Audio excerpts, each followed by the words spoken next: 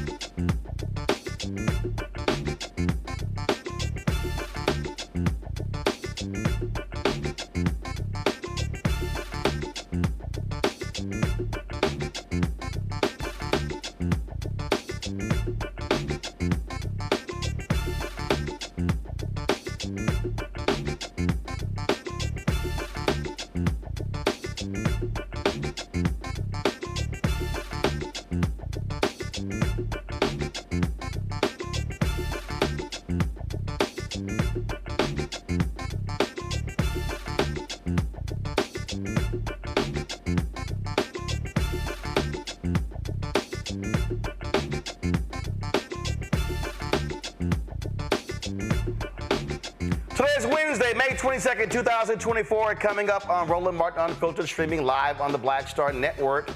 House Republicans, I told y'all they are not pro-life. They're calling for drastic cuts, tens of billions of dollars to subsidies for people who need food. We'll talk with Vice President for Food Assistance from the Center on Budget and Policy Priorities about these proposed cuts. We're just 1 week away from the 103rd anniversary of the Tulsa Race Massacre. Justice for Greenwood, Damario Solomon-Simmons will be here to talk about a preview of that. Also, the Democratic-led Senate confirmed President Biden's 200th federal judge today. We'll talk about the importance of these appointments and how they shape the courts for years to come. In our Tech Talk segment, Fed-based founder Isaac Hayes III will talk about the benefits to raise equity crowdfunding. Also, the Crockett Chronicles will be joined by Texas Congresswoman Jasmine Crockett. Let's just say she's been getting a little attention today. And we'll talk about today's Oversight Committee hearing. And, ooh, Lord, did she jack up Marjorie Taylor Greene.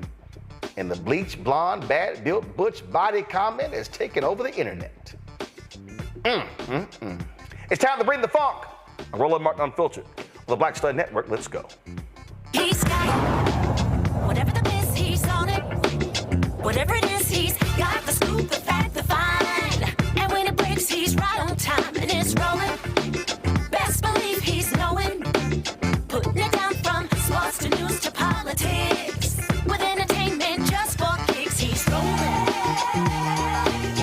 It's on go, roll, y'all. It's Roland Martin, yeah. Rolling with Roland now.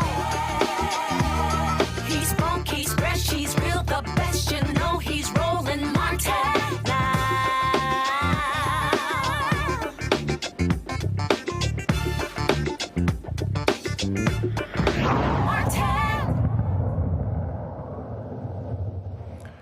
Millions of people in the U.S. don't have enough food or access to healthy food. Feeding America says more than 44 million people, including 1 in 5 children, face hunger. In 2022 alone, 49 million people turn to food assistance for extra help. Some 30,000 people, according to the Poor People's Campaign, die every year due to hunger. Now, the House Farm Bill, they are looking at $30 billion in cuts, which of course will affect SNAP benefits. Those cuts include so many different, the cost of a healthy, realistic diet. They also weaken SNAP's effectiveness in reducing food insecurity and poverty. Todd Jones-Cox, the Vice President for Food Assistance at the Center for Budget and Policy Priorities, joins us right now. Todd, glad to have you here. Walk us through this here, okay? When we talk about these cuts, first of all, for the people who don't understand, the Farm Bill is one of the biggest bills that Congress passes. And Republicans are always trying to make cuts that down. They don't cut defense.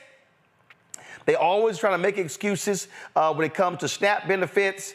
They always try to make allegations that it is filled with waste, when in fact it is one of the least wasteful programs in all of the federal government. The Department of Defense has failed audits for the last 8 years. So lay out what it is that they're trying to cut. Yes, and thanks. I'm so glad to be here with you, Roland. So basically, the Farm Bill, as you said, is a big piece of legislation. It includes almost 12 pieces, and it covers everything from conservation, commodities, nutrition, crop insurance. And what's happening, in the legislation, the text that we just saw from House Ag Committee Chair G.T. Thompson, is that in order to pay for ideas and, programs outside of nutrition assistance, they're going to reduce SNAP benefits going forward by $30 billion. So we're talking about in a time where there's high food prices, increasing food insecurity. House Republicans, this proposal is basically saying we would rather cut $30 billion from low-income people who need it and actually to fund other things in our Farm Bill, and it's a big issue. This would be the largest cut to SNAP since 1996, and these cuts will actually grow deeper over time. So every SNAP participant would receive less to buy groceries in future years. Okay, so explain to people, how much does the average person get right now for SNAP benefits? Great question. So right now, you get about $6.20 per person per day. That's what we're talking about. $6.20 per person per day to purchase food. So when you look at that number and you think about the fact that people have to purchase healthy food, have to purchase food for their kid, it has to last for a month, people are already overstretched not able, by the end of the month, they don't have any money left over. So to think about reducing that amount by, even if it was $1, even if it was $2, that is going to have real world impacts. I do want to say a little bit about, SNAP.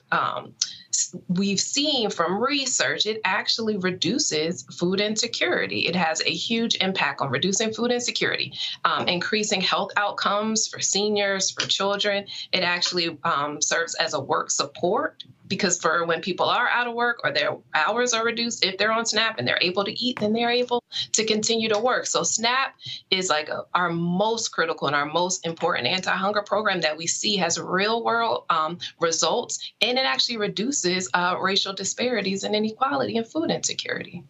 And so what's the rationale being given? So the thing with the Farm Bill, right? Right now, there isn't any money. That's what they're going to say, right? There isn't any money in the Farm Bill to pay for all of these other initiatives, ideas, whether we want to give crop subsidies, whatever we want to do, there isn't any money. But what happened in 2021 is that SNAP received a slight boost because it was out of date. So how they determine SNAP benefits, they hadn't really looked at, like, these benefit amounts are super low. So there was a big increase to SNAP in 2021 that actually raised everyone benefits by about $1.40. It has a cost because you're trying to feed people. And now, in order to pay for other things, they're looking at SNAP as basically a piggy bank in the Farm Bill. Okay. That makes sense. What I'm saying, it's a lot of money because it's covering 42 million people, right? 42 million people are able to use the SNAP program to help themselves purchase food. And so in order to pay for things, outside of SNAP, we're going to look at SNAP as the piggy bank and an opportunity to pay for our other initiatives. Versus at this time, what really needs to be the focus is protecting and strengthening SNAP, because we are still facing really high rates of food insecurity. Like, people are still hungry right now. And so why would it, at this time, would we think to reduce this program that is so important and so critical and actually has real results? Why would that be the time to cut it? But also what happens is, so now they're trying to also talk about these work requirements, okay? We're not talking about, okay, again, we talk about how much somebody's getting. Let's just be real clear. People aren't getting like $2,500 a month, right? Correct. Okay. Right. It's based on, like I said, So from a dollar standpoint, again, what? In fact, there's a press release that y'all put out that said SNAP benefits average, come on, go to my iPad, y'all. You say SNAP benefits average only about $6 per person per day. Per day. Correct. $6 per day. So that means that if you're hungry and if you do 3 meals a day, then it's $2 a meal. Tell me what you're eating. Tell me where you're eating. Right. And so that's the people who, so like you said, so the work requirements, to talk about that really quickly, because there is a lot of misinformation around the requirement. First of all, SNAP is an anti-hunger program. The goal of it is really to provide food assistance for people in need. The bulk of the people on SNAP are children. So we're not expecting children to work. The second largest proportion is seniors and individuals with disabilities. And then when we look at the last slice of people who are on SNAP, it is individuals that are of working age. And the majority of SNAP participants actually work. There's so much evidence showing that. And those who do work, the reason they're still able to get SNAP is because their wages just aren't high enough. And at the end of the day, they don't have enough money to make ends meet. Separately, SNAP is a program that is supposed to be there for when people are out of work or their earnings are reduced. And a lot of people who are on SNAP are in jobs where your hours and wages and everything changes. And so that, there is most people on SNAP who can work actually do work. And so the fact that to say that people need to have a work requirement in order to make someone work, in order to make someone want to eat, we're not talking about people who do not want to work. People are working. They're not making enough. Also, there's so much evidence showing that work requirements, when they are placed on these programs, actually do not lead to work. Right? They do not lead to full-time employment or better employment. They actually just lead to more hunger. What happens is people get cut off and now they're hungry. And a lot of workers also have children. And so then we're talking about children who aren't able to eat. There's so much evidence that shows that work requirements do not actually work, and that what does work is having a program here like SNAP that is there when people are working, when they aren't working, when they're in between jobs, so that this one less thing they have to worry about in their day-to-day is, what am I going to eat, right? What am I going to eat, and what are my kids going to eat? Just for folks to understand, when we talk about the budget, go to my iPad. This is the deal.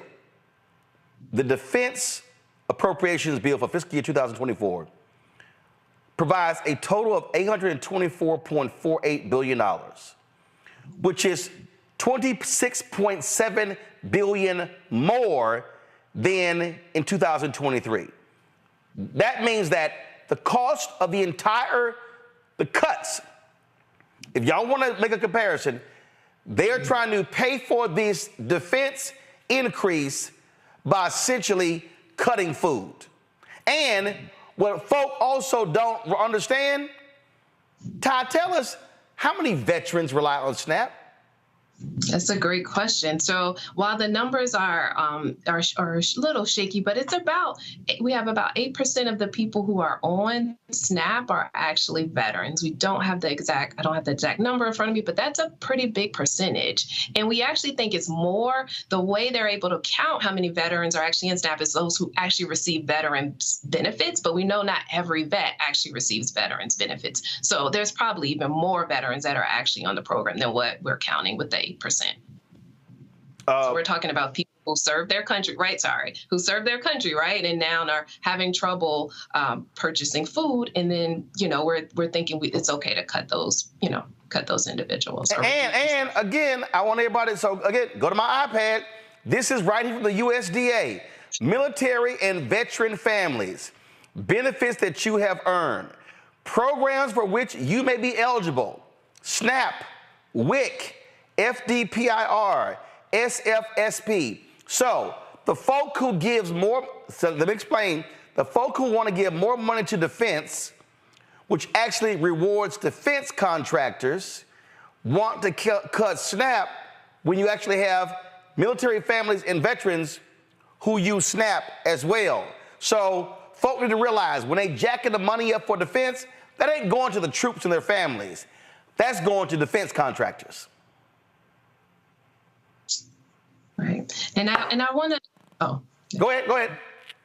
No, I just wanted to also just emphasize another piece about SNAP, like in addition to that, it impacts the participants, right? But retailers, grocers, farmers, this is a program because it provides a core benefit of food.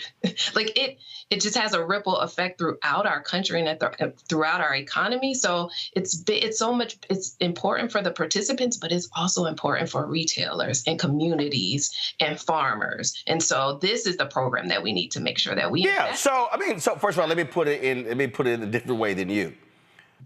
If you give the money to folk to buy food, they gonna buy food, which means they're gonna buy it from grocery stores. They're gonna buy it from retail outlets. And again, I still want to go back to here. This is a story that was in Roll Call a year ago. Renewed push is on to help hungry military families. Thousands of service members still experience food insecurity. So when we talk about food insecurity in America, we are also talking about folks who literally are in the military.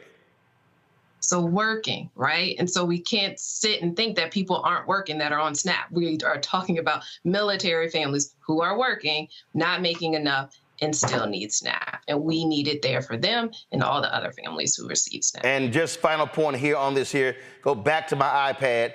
Based on the latest Defense Department survey of U.S. troops, some 286,800 in the active duty force, or nearly 1 in 4 military service members, experience food insecurity. 120,000 are faced with very low food security, meaning they periodically eat less, miss meals, or lose weight. the survey indicated the figures do not count the spouses of children of those troops, nor do the numbers include reservists and their families. So the bottom line is this here.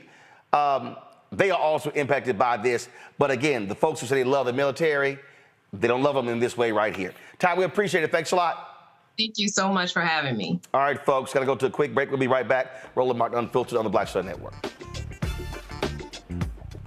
All right, thank you.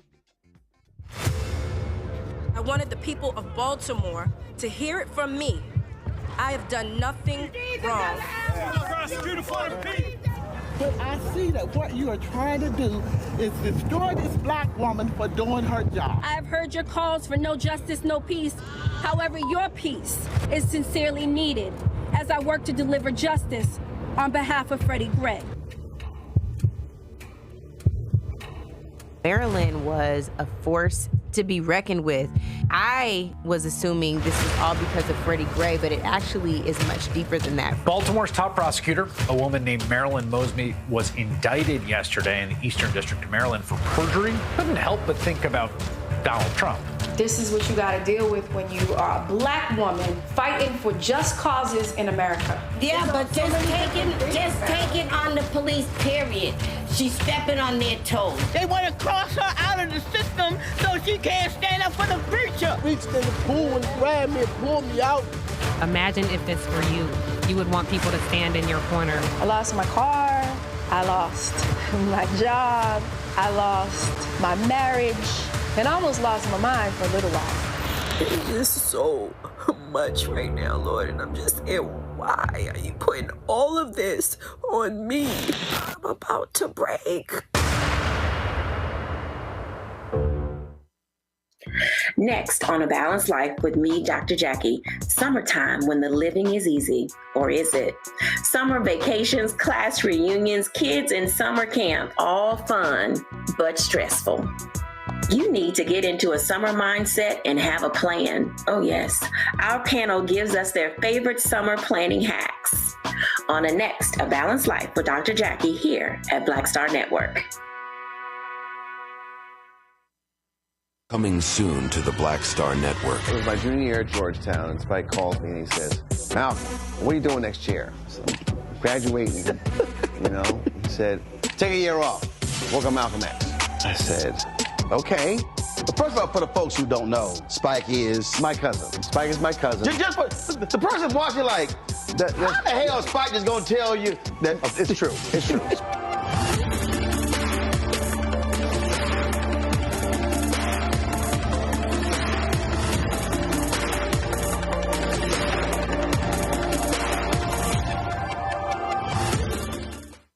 What's up? It's Sammy Roman. Hey, it's John Murray, the executive producer of the new Sherry Shepherd Talk Show. It's me, Sherry Shepherd, and you know what you're watching, Roland Martin Unfiltered.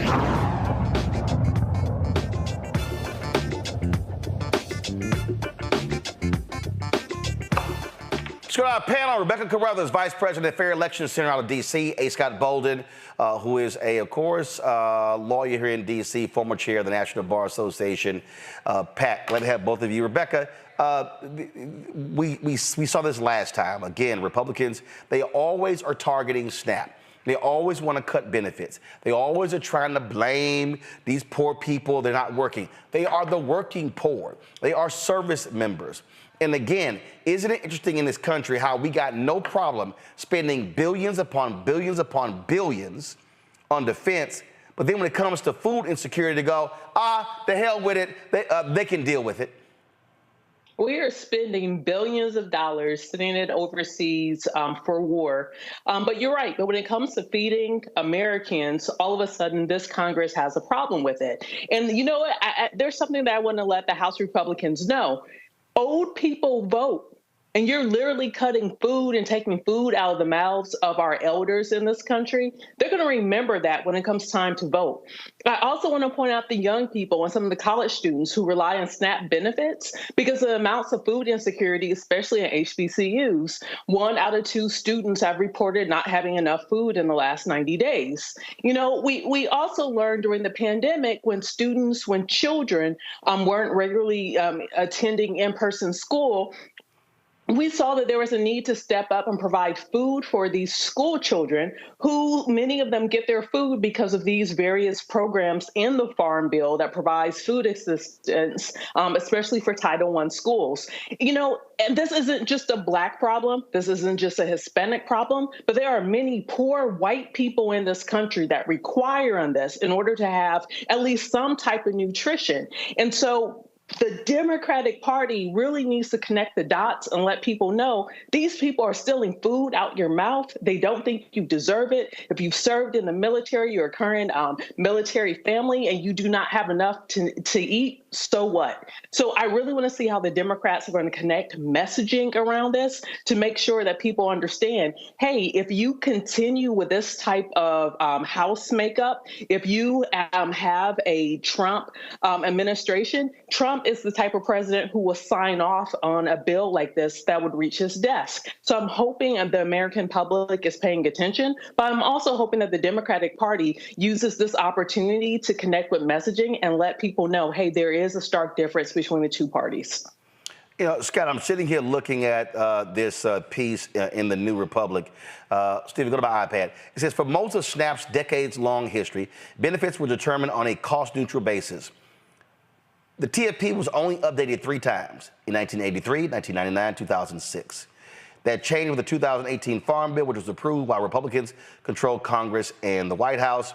It says the bill required the TFP to be reevaluated by 2022, every 5 years thereafter. 2021, the Biden administration updated the TFP to increase the maximum monthly SNAP benefit by 21%, averaging out to be a little over $6 in benefits per person per day. This development outraged Republicans who argued that the U.S. Department of Agriculture violated congressional review and resulted in the first ever $1 trillion farm bill. Now, here's what's so crazy. The SNAP benefits, Scott, are not $1 billion. It's the total farm bill. Here's what the Republicans never want to talk about with the farm bill. They never want to talk about all of them subsidies, welfare, being given to largely white farmers to not grow stuff. But they're complaining about people getting money to actually buy food, but they're handing away massive subsidies. And most of those poor white farmers that they're giving the money to are in the top of the poorest states. Top 10 poorest states are what, Roland? Red states. But here's another point when you get to that $6 per person per day. It's even worse than that in the sense of the following, right? Michelle Martin, a brilliant journalist who's a colleague of yours, who I'm sure you know, was with ABC about 15 years ago. And she did this piece on poor people and how poor health and what causes poor health with poor people that taxes the healthcare system. You know what it is? It's that they don't have enough money to buy healthy food. They're in food deserts, and the food access to food in their poor communities, whether it's rural America or urban America, these food deserts, the quality of food that they have access to, as limited as it may be, is not of high quality, right? It's high in sugar, high in carbohydrates. It's processed food, right? And so they take that $6 and they buy 3 bags of Cheese Whiz or Cheetos so that they can feed their family, which is completely unhealthy, right? And then what happens? They develop diabetes, right? They develop heart conditions. They develop all kinds of other health challenges that come with poor eating, right? So now you're taxing the healthcare system, right? Everybody's got diabetes now. They have other issues, all because of a poor diet. So the food, or the lack of food service, or the lack of food in these food deserts feeds right into the healthcare challenges and the healthcare crisis, not just in Black America, but all America. It is a vicious cycle that the only people that are benefiting from this, right, aren't the food manufacturers, in fact, but the pharmaceutical companies. In fact, the only good thing in this bill, go to my iPad, is that the House Farm Bill would remove the ban on low-income Americans who have a drug conviction felony from obtaining SNAP benefits. This goes to show you, Rebecca, how shameful and despicable this country is. Oh, if you had a drug felony conviction, they're saying, yeah, you can't apply for food benefits. You can't eat. Like, this is literally insane. And even to Scott's point of even calling this food deserts, I'm going to push back. I'm not going to call this food deserts because deserts are a phenomenon that occurs in nature, right? But let's call this food apartheid because there is intentionally, we know that there is redlining with where grocery stores and places to buy fresh food, Exactly. you know, where they're placed. So this is intentional. None of this is by accident or oops, we didn't know that there's large swaths of people, mainly Black folks and mainly Hispanic folks who don't have access to quality, affordable food. This is just, it really shows you the priorities in this country. And, you know, it's even as we're talking about the subsidies, and when, like, I'm from the state of Nebraska, there are many farms that receive subsidies there, and these people are multi-millionaires. These aren't people who are literally requiring on this subsidy for their next meal, or that they're going undernourished or malnourished because they don't have proper resources. Instead, these are very wealthy, even the family, most of your family farms now are large super corporations. It's not just your mom and pop farm of the 1930s trying to survive the Dust Bowl. So just for the viewers to understand what's happening here, the priority is in this country is to serve the rich and not the everyday person. And what ends up happening is all of us are paying taxes, but only few at the top are benefiting from shared resources. Roland, one other thing, Scott, 1 second. So go ahead. This is the actual farm bill itself. I just want y'all to see what's all in it. You see stuff we're dealing with acres, non-recourse marketing assistance loans, repayment rates for upland cotton, long grain rice, medium grain rice, sugar allotments, dairy. Then, of course, you have right there SNAP. Look, emergency assistance for honeybees, tree assistance program, assistance in the form of block grants. Then you have other areas, conservation. So really what they want to do is they want to cut $13 billion regarding climate change from this bill, as well as you see environmental quality incentives programs, conservation stewardship programs, and other programs as well. And then, of course, funding and administration. You've got different programs there, agricultural, conservation, easement programs. So this bill covers a 5-year period. And so people just need to understand when we talk about the farm bill, it's a whole lot. In fact, the USDA, folks don't realize here, actually has one of the largest banks in the country because they fund projects in places that traditional banks do not. Go ahead, Scott. You can go to upper northwest Washington, D.C. in the Palisades, find a Whole Foods and even a Safeway or a Giant and look at the food offerings. 10 times more healthy food offerings. You go to Southeast Washington, go to any one of those supermarkets, and I promise you, you have a higher collection or selection rather of saturated foods, foods at high fat, high carbs, and no food education program available in Southeast Washington, right? Poor people can't even get educated on healthy eating because their choices, even when they do have a grocery store there, aren't offering them choices. You can't tell me that's because they're poor and Black versus upper northwest or the Palisades. Well, first of all, that's just dealing with food deserts. At the end of the day, they don't even care. They just simply want to cut all benefits whatsoever. And so we'll see what happens with the ballot there. Remember, if it gets the Republicans in the House, it still has to go over to the Senate, where Democrats could potentially block it as well. Gotta take a break. We come back. We're going to talk about the 103rd commemoration of the Tulsa Race Massacre. Also, we'll be joined by Congresswoman Jasmine Crockett on today's show. Boy, she's got folks talking with her going after Marjorie Taylor Greene. Plus, we'll talk about equity crowdfunding and benefits. In addition to that, we also will deal with the 200th federal judge confirmed under President Biden. And he's appointed the most Black federal judges of any president in American history, including President Barack Obama. Folks, support the Black Star Network by joining our Bring the Funk fan club. Send your check and money order. P.O. Box 57196, Washington, D.C., 20037-0196. Cash App, $RM Unfiltered. PayPal, R Martin Unfiltered. Venmo is RM Unfiltered. Zelle, Roland at RolandSMartin.com. Roland at RolandMartinUnfiltered.com. Download the Black Star Network app, Apple phone, Android phone, Apple TV, Android TV, Roku, Amazon Fire TV, Xbox One, Samsung Smart TV. Back in a moment. First, President Barack Obama's road to the White House. We got about 500 copies of the book available. And so this actually is all of the coverage of the 2008 election. But the other thing is this here. I talked to folks like Malik Yoba, Hill Harper, Erica Alexander, Kevin Lau, Spike Lee, Tatiana Ali. But there's a lot of behind-the-scenes stuff in here as well, where I talked about some of the stuff that went down at CNN. Also, when you go through here, a lot of the photos that you see in here, photos that I actually shot, photos that were my time at CNN. And so what I decided to do, because one, I published the book and I own it myself, is that so I said, you know what, I'm going to slash the price to $10. I'm not reprinting the book. So once we are sold out of these 500, that's it. They're gone. So you can go to RolandSMartin.com/the-first to get a copy of this book. Everybody who orders this book through the website, not on Amazon, only through RolandSMartin.com. I will personally autograph and mail you a copy of this book. It's all of the covers, the actual interviews that I did with him.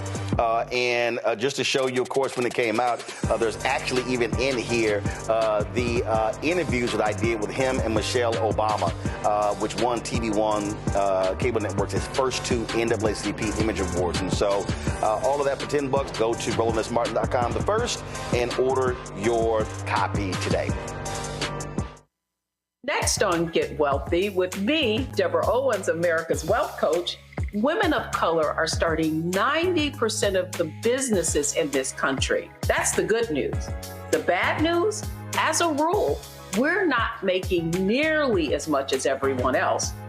But joining us on the next Get Wealthy episode is Betty Hines. She's a business strategist, and she's showing women how to elevate other women. I don't like to say this openly, but we're getting better at it. Women struggle with collaborating with each other. And for that reason, one of the things that I demonstrate in the sessions that I have is that you can go further together if you collaborate. That's right here on Get Wealthy, only on Black Star Network.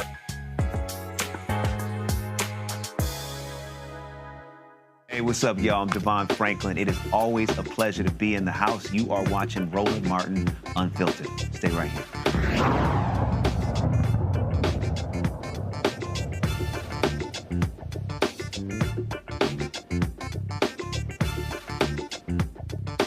Between May 31st and June 1st, 1921, white supremacists in Tulsa, Oklahoma caused millions of dollars in damage, killed hundreds of black residents in what we know as the Tulsa Race Massacre. 2 folks are still survivors. Centenarians Mother Randall and Mother Fletcher continue to fight for justice. What's going to be taking place, of course, next week. In addition to the gala is also going to be a short documentary about Black Wall Street and the Tulsa Race Massacre premiering on the anniversary of the massacre. Damario Solomon-Simmons, founder of Justice for Greenwood, joins us right now. Damario, what's happening? So, what's going on, my dude? What's this doc? Hey, Mini Doc, we got a national partnership with Lush Cosmetics throughout the nation. And to kick this off on May 31st, the 103rd anniversary of the massacre, we're having a mini documentary about the work that we're doing to secure justice and reparations, not just for our 2 lovely young ladies who are 110 and 109, but the entire Greenwood community. So, and where's it airing? It is airing in Tulsa, Oklahoma at the Circle Cinema. And right, so it's going to be airing there, but it's airing on... Yes, on June 1st, we'll be airing it. You can go to greenwoodisstillburning.com, greenwoodisstillburning.com, and we're going to air it, premiere nationwide on our website. Now, you're also still waiting to hear from the Oklahoma Supreme Court, correct? Yeah, absolutely. As you know, on April 2nd, we gave our actual oral argument in front of the Oklahoma Supreme Court. We need 5 out of the 9 justices to come back with a yes vote, and they're not telling us if we actually won the case yet. We're just asking them to allow us to move forward into discovery and towards a trial. We hope and praying and have everyone to be praying that we get a decision as soon as possible. Time is of the essence. We do know that the Oklahoma Supreme Court takes a recess at the end of June all the way to September. So hopefully, fingers crossed and praying every day that we get a decision before June 30th. So, so walk through the events that will be taking place next week. So my sister, Dr. Tiffany Crutcher of the Terrence Crutcher Foundation, it's her 4th annual Legacy Fest. And so on May 31st and June 1st, which is the 103rd anniversary of the massacre, we have a multitude of events happening. You already talked about our mini doc that we're doing that night on May 31st. She also has other events with book readings and other things to empower the community. And then we're going to have a commemoration concert with Brother Anthony Hamilton. And I heard that we have this fantastic, unbelievable host, June 1st. Gotcha. So everything 2024. All happening on May 31st and June 1st. Got it. Because those are the 2 days of the massacre. The massacre, a lot of people don't understand, lasted over 2 days. It took them about 12 hours to break through the defenses of the black men that was protecting Greenwood. Once they were able to break through the defenses, then they were able to pour in to Greenwood. And you know, at one time, Roland, according to the National Guard General, writing in his after-action report, he said that when he got on the scene, there were 20 to 25,000 whites tearing up everything in Tulsa and Greenwood. And they did it over a 2-day period. Mm-hmm. And I heard that we got this amazing host for June 1st to host the Anthony Hamilton concert. Who's that? Some guy who plays a little club named Roland Martin that plays a little club called Alpha. Well, first off, for all the people who didn't remind them, we did start off as a study club, and you never have associated Omegas with study. Hey, you know what? It's your show, man. I was just going to No, but that's also a fact. So just let you know that. So well, I think the founder of Black History Month, Dr. Carter G. Woodson, was considered a scholar. That's just one. You have to follow those who study. Well, it's you call it the study of Negro history is what he founded his organization. Yeah. The Association for the Study of Negro History. Okay, well, we made history too. Actually, you didn't. Absolutely, every day. Yeah, like I said, I had to come on here to validate every once in a while. Y'all, the audience, they've been missing me. No, I come on here and I validate to make sure everything's good. Everybody knows this is an absolute lie. So whether I got to deal with you, Cap, or Scott, both of y'all belong to youth groups, but that's the reality. What's up, Scott? You hear this? You hear this craziness? He knows. Without Alpha, they Cap aside. See?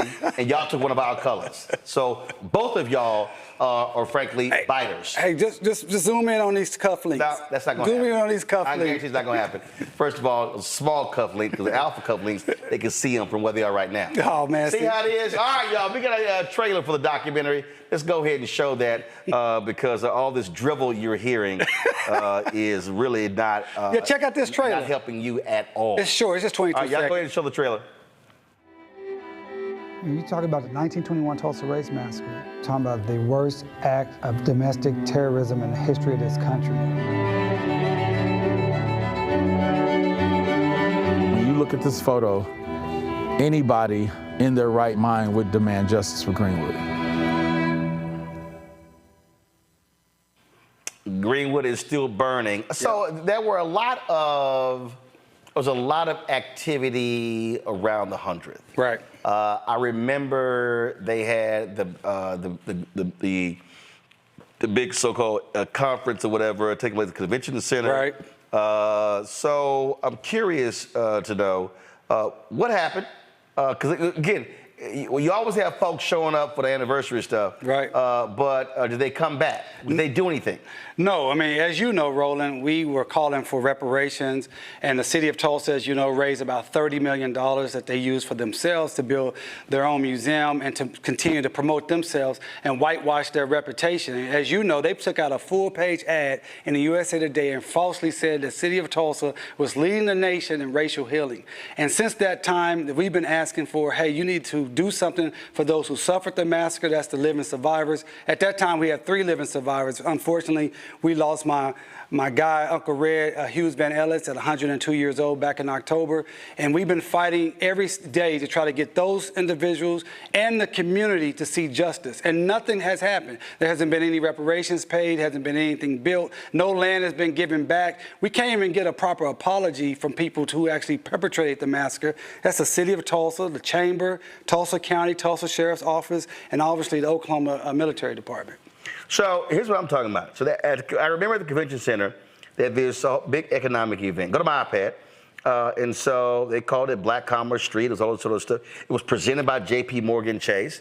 Have y'all at Justice for Greenwood heard from J.P. Morgan Chase since? Have they come and talk about funding any initiatives, anything like that? Now, I would have to say with J.P. Morgan, yes, we have had some conversations with J.P. Morgan. It's a brother out of Dallas that's looking to do some things, which particularly into the community. And so we're very thankful for that.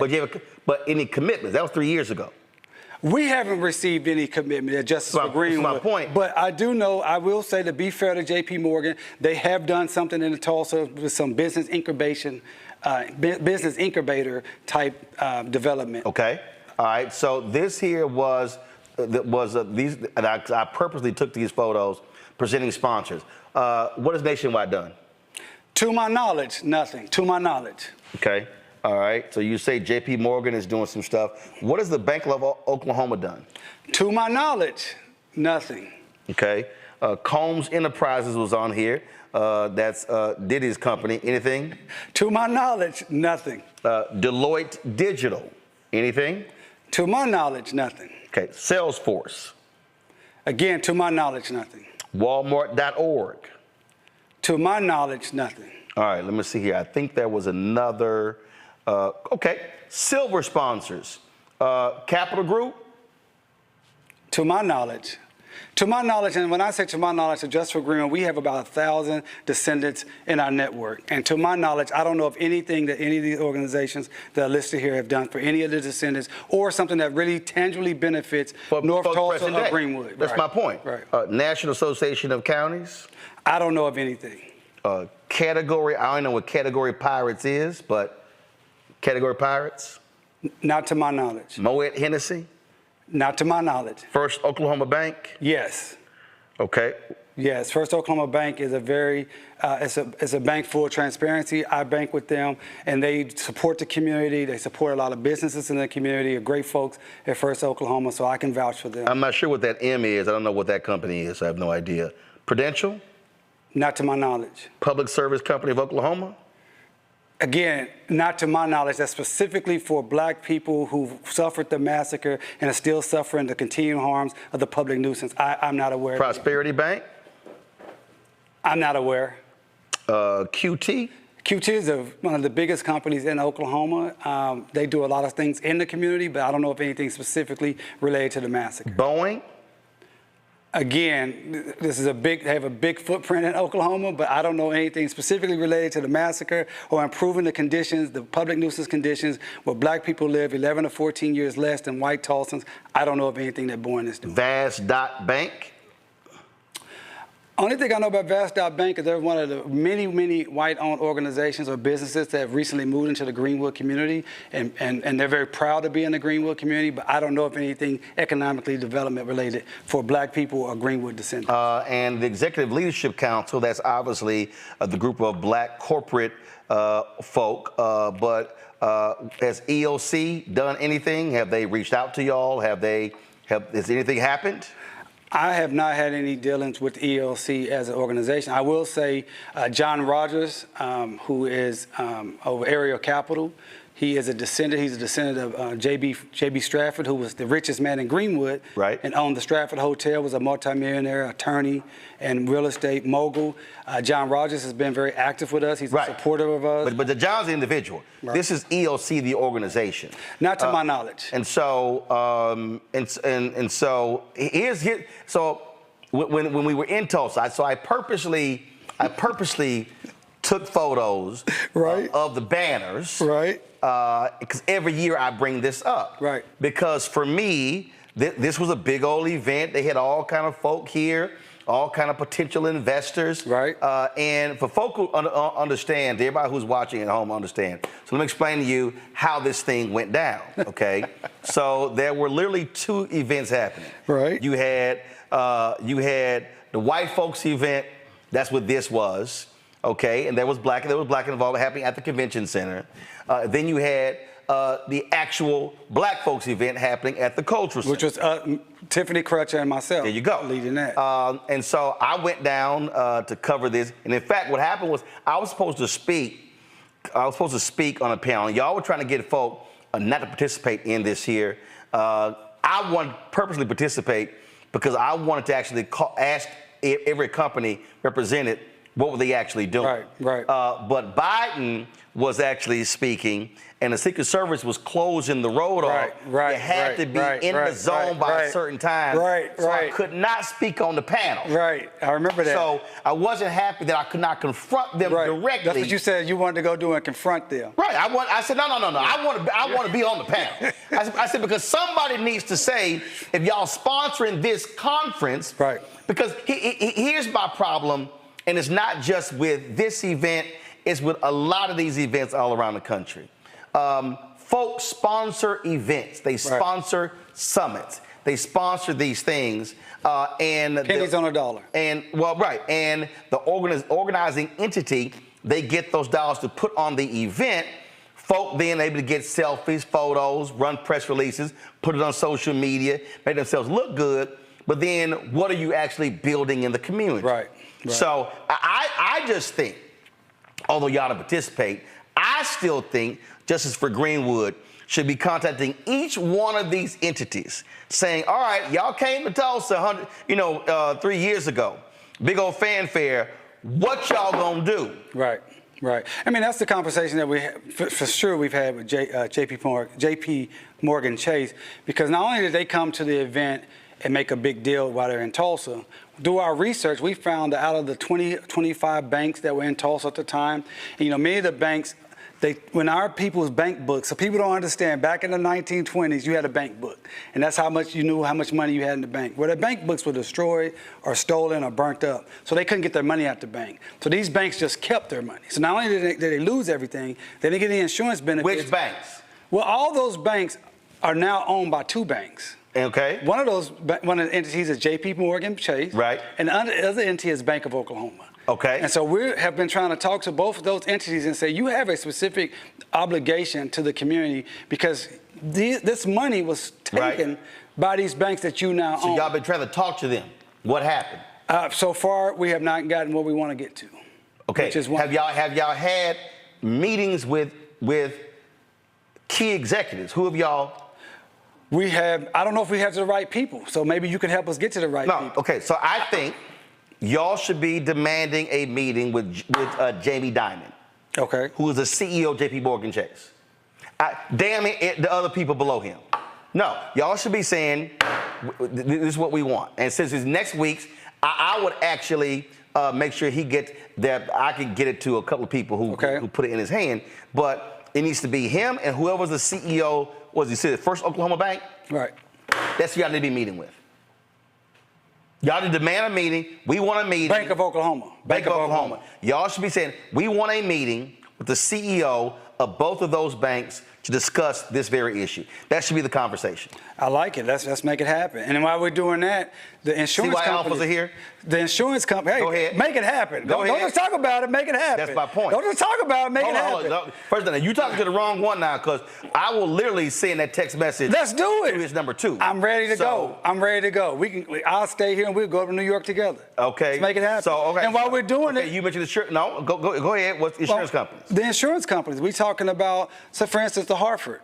We spoke with the Hartford's general counsel. We've spoken with, and then they kicked us over to the DEI person, which was a fantastic No. But we wait a minute. This is not about DEI. This is about what you owe. They always want to see you to the Negro whisperer. That's right. No. That's right. Okay, so y'all. And she was a fantastic person, by the way. Don't mean nothing. She ain't got no P&L responsibility, and she got no budgetary responsibility. So y'all met. Okay, Hartford. You said the Hartford what?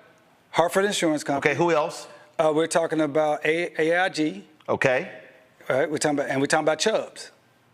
Those three. Those three insurance companies own the insurance companies that refuse to pay insurance claims for the Tulsa Race Massacre. All right, so here's your homework. Okay. Here's your homework. This is your homework. Okay. All right. This is your homework. And that is, y'all need to be. Draft letters. We have letters to the CEOs. We can just change off That's fine. From the general counsel to the CEOs of all 5. So the 3 insurance companies and the 2 banks. Okay. Do that. As soon as y'all draft that, send it off. Get us a copy. We'll put it on the show, and then again contact them about conversation. Because and I still say this here, y'all need to be contacting. And I'll happily text you these photos that I took. Thank you very much. Every single one of these companies saying, you came there for the photo op. Right. What are you doing? Right. You know, there's a lot of individuals came too. Can we contact them too? No, we're going to deal with the companies first. See, Okay. I'm going with the money first. Okay. I'm going with the money first. Okay. And then we can get to those folks as well, because this is my biggest problem with most of these events. It's photo ops. Yeah, and they whitewash it. And it's what I call large check, small amounts. Yeah, absolutely. Big ass check they present, and it's $5,000. Right. Bring the small ass check for the small amount. Right. Now, you're a $1 billion organization. We supposed to feel good. Right. About. Don't come with that big ass check. I mean, that don't do nothing for me. Right. And so again, so that to me is how then you tell the folk, if y'all stand with us, no, we want y'all tweeting this out, posting this, things along those lines, because that's the pressure that has to be brought to bear when it comes to these entities. That love talking what they doing, but as I always say, I'm going to praise you for direct deposits. But see, this was one of the main things, and everything you said is right on point, Roland. But as you know, during that time period, a lot of these entities their money was being diverted to this museum that the city was supporting to build for tourism. So people can feel good, like, oh, I gave to that museum, I'm absolved here. No. But that money has not trickled down to the actual survivors, the descendants, or the black community that's my point. That's suffering today. That's my point. And then when you do that and say, we're going to put a number on this. That's what I'm talking about. Right. That's what I'm talking about, because I'm just tired of there being gatherings that are photo op opportunities and we getting played and pimped, and it's not real economic development taking place. None at all. It looks no different from the time you were there. I mean, you came to Tulsa 10-something years ago. It's no different in North Tulsa. In fact, it's worse. Like, for instance, every single one of these companies should be advertising with Black Wall Street Times. See, so what I'm talking about isn't just, I'm not interested in community grants. Right. I'm talking about business. I'm talking about contracts. Right. Business. Businesses. Right. And that is every single one of those companies. They've got transportation companies, catering companies, audiovisual companies. They got PR companies. They got professional services for law firms. They got professional services for accounting firms. So the question is, all right, what black law firms are you? See, so those are annual dollars. Right. That's what I'm talking about. Right. I mean, this is why your show is so important and what the work you're doing. I mean, you're the only person in the nation that's doing this on a national daily service. And I hope everybody understands why we have to support you so much, because you're talking about things that actually matter beyond some headlines, beyond some gossip, beyond some pop culture. You're talking about business, contracts, annual money that we can actually build our communities up. And it's very, very important. And you're absolutely right. Everybody came in and they wanted to leverage the Black Wall Street story. And that's another thing. They kind of co-opted the whole Greenwood story because they wanted to make it all about capitalism and pull yourself up by the bootstraps. That is not what created Greenwood. That's not what created the greatness of the black community called Greenwood. It was cooperative economics. It was land ownership. It was a decision, a freedom mind state to say, we want to create for ourselves and recirculate the dollars amongst ourselves. Now, of course, there was segregation, but segregation is not the reason for Greenwood. Right. Segregation, they said, okay, we see what you're doing. We'll be good over here. Right. Well, here's the deal. So yeah, I'll be there next Saturday. That's right. But let's get these letters. Let's get it to them. Then we gonna follow up, pushing them and putting that pressure on them as well, and say, no, damn that. Damn a meeting with the no. Jamie Dimon and his leadership team. And then we're gonna sit here. Matter of fact, let me just look right now here, because I don't play this. J.P. Morgan Board of Directors. Who's on the board? Who's black on the board? Go to my iPad. I think Melanie Hopson's on the board, isn't she? Okay, our leadership right here. Let's see here. This is the board of directors. Alicia Bowler Davis. Oh, boom! Melanie Hopson is on the board of J.P. Morgan. This is the operating committee. Here we go. Got it. All right, not a problem. So here's the whole deal. You get me your Jamie Dimon letter. I will send that to Melanie Hobson. I will text that to her directly. Done. And we're going to come back and we're going to talk about it. That's how I roll. Let's do it. It's a done deal, and we're going to come back and report on it and see what happens from there. And then you said AIG. I said AIG. I said Chubb. I said Hartford. AIG board. I can even show you the letters that we got back from these entities. Oh, good. No, send me those too. Those would be interesting for you to talk about. Ed Dandridge, EVP, Chief Marketing Communications Officer. I think I know Ed. I think I met Ed before, but that's easy. Let me see here, because I think, I thought they have a board. Oh, AIG Board of Directors. Here we go. James Cole's a brother. He's on their board. Diana Murphy. Okay, they got one brother. Okay, so I'm gonna track homeboy down. What did you say? Hartford or what? Hartford, the Hartford Insurance Company. Hartford. H-A-R-T. Insurance company. Okay. Yeah. Make sure you say Hartford. No, I'll help you out, Alpha. Now you know doggone well. I'm helping you out. I was helping you out, man. You know I don't need on your show. I don't want you looking bad. Want the Twitter fear talking about Roland can't spell. You know I don't need no help from you. You are a national guy. This is their agent home about. Let's see here. There we go. Leadership. Let me see here. All right, Christopher Swift. So we're gonna make sure that letter goes to Christopher Swift. I don't want to see that DEI stuff. I don't want to see none of that. And I ain't got nothing against DEI, but that's not where the power is. Right, it's not where the power is, it's not where the budget is, it's not where the money is. There you go. And this is not about diversity, inclusion, equity, and inclusion. This is about the money that they did not pay. It's about the money. All People had contracts, and they didn't affirm them. I'm not sure the Hartford is a public company, but we're going to find out their board of directors, and we're going to hit those folks too. But yeah, that's how we're going to do this thing. So Justice for Greenwood, that's what I'm talking about. You get me the letters, and we'll get that going. Got you. All right. No problem. I appreciate it. All right. Always. Hey, always good to be with you, my dude. Absolutely. And we can't wait to get you to Tulsa. Your life has been improved. You just touched an hour. I'm going to lay hands on you. Going to a quick break. Coming right back. Isaac Hayes III, fan base. Then we'll be chatting with Congresswoman Jasmine Crockett. We'll be right back on the Black Star Network. Nobody knew that healthcare could be so complicated. Trump was a failure on healthcare. Hundreds of thousands of Black Americans lost healthcare insurance. That is outrageous. And if he's president again, he would cancel insurance for millions more of us. We cannot go back.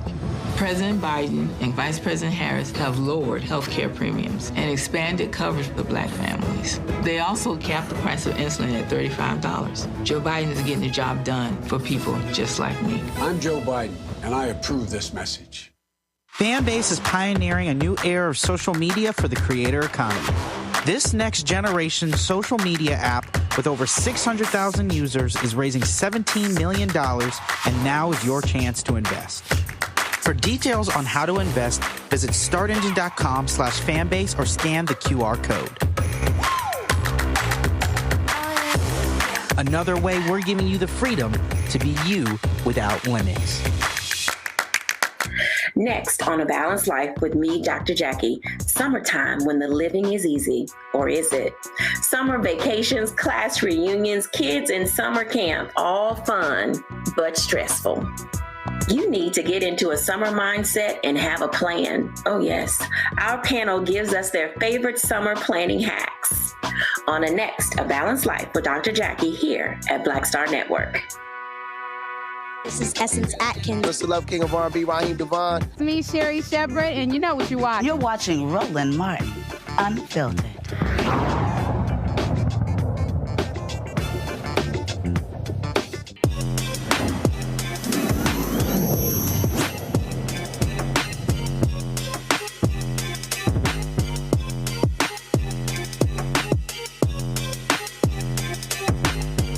Massive changes have happened when it comes to raising money these days for companies. Crowdfunding is a huge way to do it. The rules have changed, which also make it a lot easier for Black entrepreneurs. Isaac Hayes III, founder of Fanbase, joins us right now. Isaac, glad to have you back for Tech Talk. We talk about crowdfunding. We can thank President Barack Obama and his administration for helping push that, where the rules were changed in terms of how much you could raise, correct? Yes, absolutely. 2015, the Jobs Act was launched, and it was signed into law, and basically it removed the accredited investor regulation, which means anybody, any American, anybody can invest in an early stage startup regardless of their net worth or annual income. So when you hear of these these massively huge tech companies that were funded by venture capitalists or angel investors, now it gives the opportunity for the general public to be one of those people. And so that law came into effect in 2015, And that is what I've been using and what I've used successfully to raise capital for fan base. And so it's a way for people to actually have equity in corporations that can scale to millions and billions of dollars. And you can have, the great opportunity that all these other people have that are already rich to invest and put money into a startup and then have it turn into a big return. So there are a lot of different folks out there. You got Start Engine, you got Republic, so you've got multiple platforms. Yes. So WeFunder, Republic, Start Engine, which is the one I use, they all offer the same kind of like opportunity. Some of them have different ways that you can raise capital. I went with Start Engine at the time, and Start Engine is now probably the #1 company that allows you to do equity crowd fundraising. The way that it works is that these corporations have often had a hard time raising capital for businesses. So small businesses, anybody. Let's say you want to open up a bakery or, a hair salon or whatever, film a movie or start an app. It's hard to get people to give you money, especially in the Black community. We don't have access to capital from venture capital, or the banks don't loan us money. So now we can crowd from our community and actually raise that capital. But the difference is this is not GoFundMe. This is not WeFunder. This is not a donation. These are actually stock investments where you actually have, equity and ownership in the company. And so these have sprouted up, and they really serve as a great opportunity for Black people, especially Black people, to actually, fund their businesses. And I've helped, multiple companies actually go to Start Engine and raise capital. The Black Bread Company, Crown and Hops, Arrow App, Switch App. These are all companies that I helped raise capital on Start Engine. So I tell everybody, if you really want to have an alternative way to try to raise capital for your business, equity crowdfunding is something you should absolutely try. And obviously for investors, everything is a risk, but this also is a way for small investors to be able to be a part of the process, where normally you get locked out when it comes to making the real money when these companies go public. Yeah, absolutely. So a lot of times with these rounds, let's say you're investing in a tech startup, sometimes the minimums to invest are $50,000, $100,000, $250,000. With my platform and with what we've done on our campaign for Fanbase, which you can invest in now on Start Engine, the minimum to invest is $399. At $665 a share, you get 60 shares of stock in Fanbase, right? And Fanbase is now valued at $160 million. So there is risk involved, but I always say this is oftentimes when we have this this large amount of capital in the Black community, that there's spending power that we have, but a lot of it goes towards luxury goods and non-essentials. And I always talk about this, that, instead of buying something or using this money on something that, you normally might waste or leisurely, what you can do with your money, but you can just say, let me take $400, $600 and invest and actually get some equity in a company. And the reason why that's important is because my mission is to continue to scale Fanbase higher and higher till it is a multi-billion-dollar company. Right now, we're valued at $160 million, but you got to put that in perspective, where platforms like Facebook are a $2.2 trillion company, right? ByteDance, which owns TikTok, is a $350 billion company. Instagram, separated from Facebook, is a $300 billion company. So even if Fanbase gets to $100 billion, which would be phenomenal, out of this world, that's still 1,000x return on the money that you put in. And those are the things that are important. And that's why you see the rich getting richer, because they put 5,000, 2,000, 3,000 to a company. It winds up being a 5,000x return, a 100x return, a 2,500x return. And then you keep doing that over and over again. So I tell everybody, that's how we got to kind of invest in our businesses. And then especially with social media, because Black culture contributes so much to social media. We're the music, we're the dances, we're the comedy, we're the skits, we're the culture, we're the fashion, we're all these things. But we don't own Instagram, we don't own Facebook, we don't own TikTok, we don't own X, we don't own Snapchat, we don't own Facebook. And I want us to be able to own these social media platforms. And so I've already successfully raised $10 million in previous rounds, but now I'm launching this new round where we're raising $17 million. And my call to action is for your viewers and everybody who's watching to invest just $600 into Fanbase. If we get 28,650 people to invest $600 in Fanbase, we raise $17 million. And that gives Fanbase the capital to scale faster, build faster, do all these amazing things. And so that's what I'm looking forward to in launching this new round that we got going on. Is there a limit? The last question, I'm going to go to my panel. Is there a limit to how many times you can do a crowd fund? No, actually, well, there's a limit. in Reg CF, which limited us before, the most you can raise is $5 million in a calendar year. When you go to Reg A, which is what we're doing now, you can raise up to $75 million in a year. So we're raising 17. So there's not a limitation. There's a limitation on how much you can raise, but not how many times, how many rounds you can raise. And the maximum that you can invest for anybody, this round is open for accredited and non-accredited investors. So if someone wants to put $1 million into Fanbase, they can invest and put $1 million and get shares in Fanbase, or the $3.99. So it's open for the big boys and the little guys to all come together and have equity and ownership in the company. Gotcha. Scott, your question? Okay, hey man. All right, so I got $600. I want to invest. So yes. I might invest more than $600. So what do I have to do, kind of step by step, in order to give you $600 or to invest in Fanbase for your crowd, for your fundraise? Yeah, so the first thing you would do is you would go to startengine.com/fanbase, right? And it will pull up our campaign page. Once that campaign page, you will see a button that says Get Equity. And then once you do, a few things happen when you invest in Fanbase. The first thing that it does is your money goes into escrow. So it's between the transition. It sits there while the platform does like a money laundering background check. It checks out to make sure that the funds are valid and they're okay. Once those funds are accepted, they move into a pool and you have to confirm your investment. So you'll get another email saying, all right, look, your funds have cleared. Do you want to invest in Fanbase? Because they want to give investors the opportunity to make sure that they're making the right decision. And I love it. So they'll be able to do that. You know, you can click and it says Get Equity, boom. Then it sits in escrow. Then what happens is once you hit that accept and that money hits our bank account, then you are finally invested in Fanbase and have equity in the platform. So I think, like I said, people like you that have $6,000, it's just incredible and amazing that I think that, you know, we can take this opportunity to have people to come on and invest. And if you see right now, you see where we previously crowdfunded on the screen right now, 10 million, just hit $1.2 million raised. So that's another milestone that we just hit. And so again, $600, if we get 28,650 people to invest in Fanbase right now, we raised $17 million, and it gives us the money to scale. And I'm going to catch these platforms. That's what this money is raised for: protecting our IP, scaling up infrastructure, building up the company, hiring more employees, doing catch-up functions. So a lot of these things are, amazingly important and crucial for us to do this. And I'm the only founded social media platform in existence that's giving anyone the opportunity to actually have equity in the company, to actually have ownership, stock. Like when you see these companies that wind up being multi-billion-dollar companies, that's the reason. So you can go to startengine.com/fanbase, click Get Equity, $6.65 a share. You'll get, for $3.99, you'll get 60 shares of Fanbase. But I always say 600 because that's just a nice number that I feel like will actually round out and say you'll get more than 60 shares, which will actually help us close the gap on raising this capital for our round, and it'll make things move a lot faster for the company. Rebecca? Well, I might have to change my mind. You got to source my money and everything? Yeah, we got to do a background check on you. Rebecca? No, man. Hey, Isaac.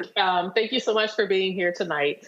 So tell us more about your experience with being a Black founder. The reason why I'm asking, I saw your post the other day where you were talking about that messaging app that was able to raise a couple $100 million. And it turns out that they had a bunch of fake user accounts. So tell us what it's been like actually trying to start this up as a Black founder, and then what it's been like with even talking to VCs and trying to raise money.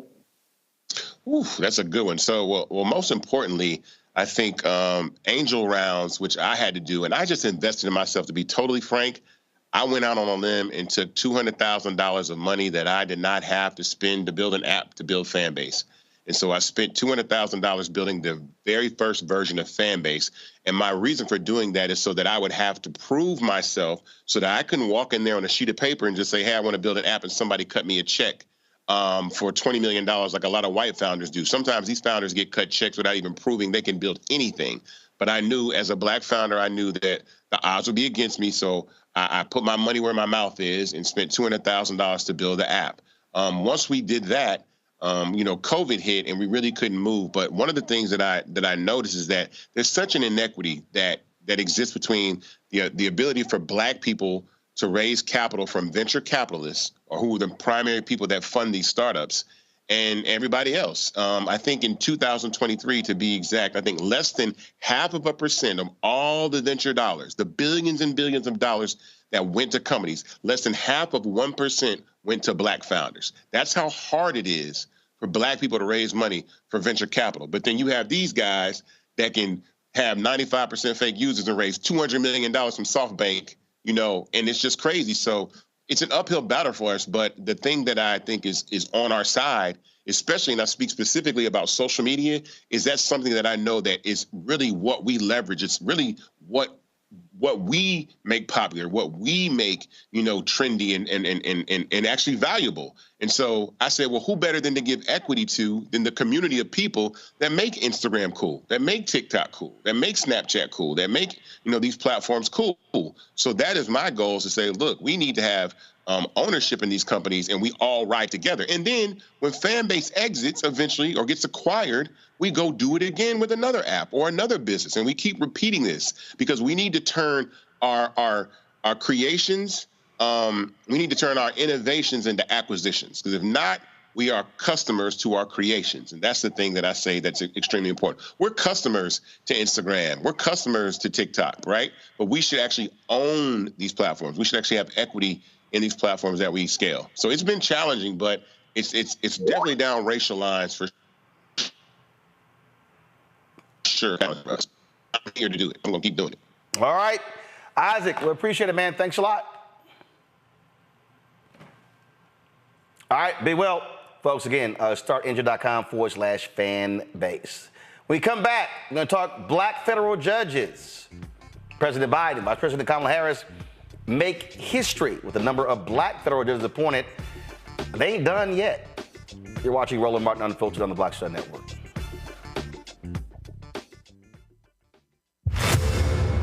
I wanted the people of Baltimore to hear it from me. I have done nothing wrong. Prosecutor for the people. But I see that what you are trying to do is destroy this Black woman for doing her job. I've heard your calls for no justice, no peace. However, your peace is sincerely needed as I work to deliver justice on behalf of Freddie Gray. Maryland was a force to be reckoned with. I was assuming this was all because of Freddie Gray, but it actually is much deeper than that. Baltimore's top prosecutor, a woman named Marilyn Mosby, was indicted yesterday in the Eastern District of Maryland for perjury. Couldn't help but think about Donald Trump. This is what you got to deal with when you are a Black woman fighting for just causes in America. Yeah, but just taking on the police, period. She's stepping on their toes. They want to cross her out of the system so she can't stand up for the preacher. Reached in the pool and grabbed me and pulled me out. Imagine if this were you. You would want people to stand in your corner. I lost my car. I lost my job.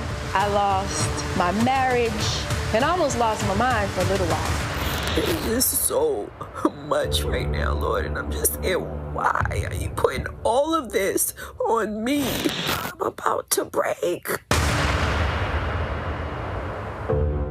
Hey, it's John Murray, the executive producer of the new Sherry Shepherd Talk Show. This is your boy, Earthquake. And you're tuned in to Roland Martin Unfiltered.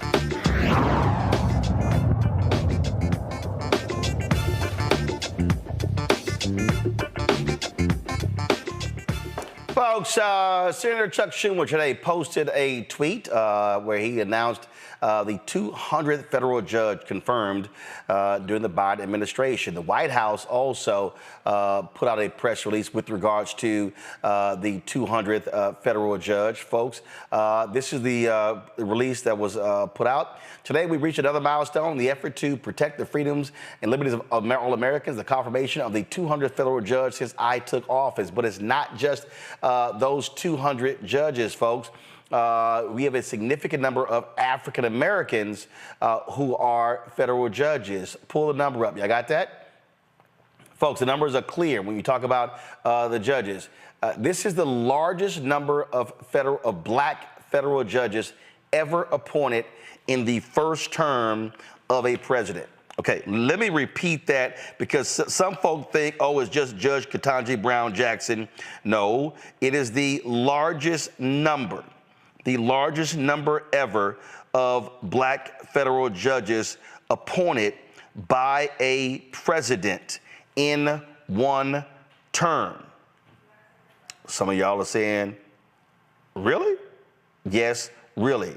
Yes, even more black federal judges appointed and confirmed under President Biden, as well as Vice President Kamala Harris, than even President Barack Obama. 58 total black judges, 37 black women. Joining us right now is a former federal judge, retired federal judge, Vanessa Gilmore.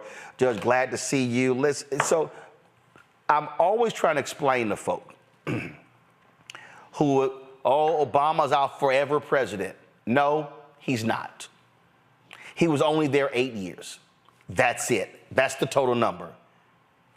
What's forever are federal judges, because they can serve for life. That's the thing you pay attention to.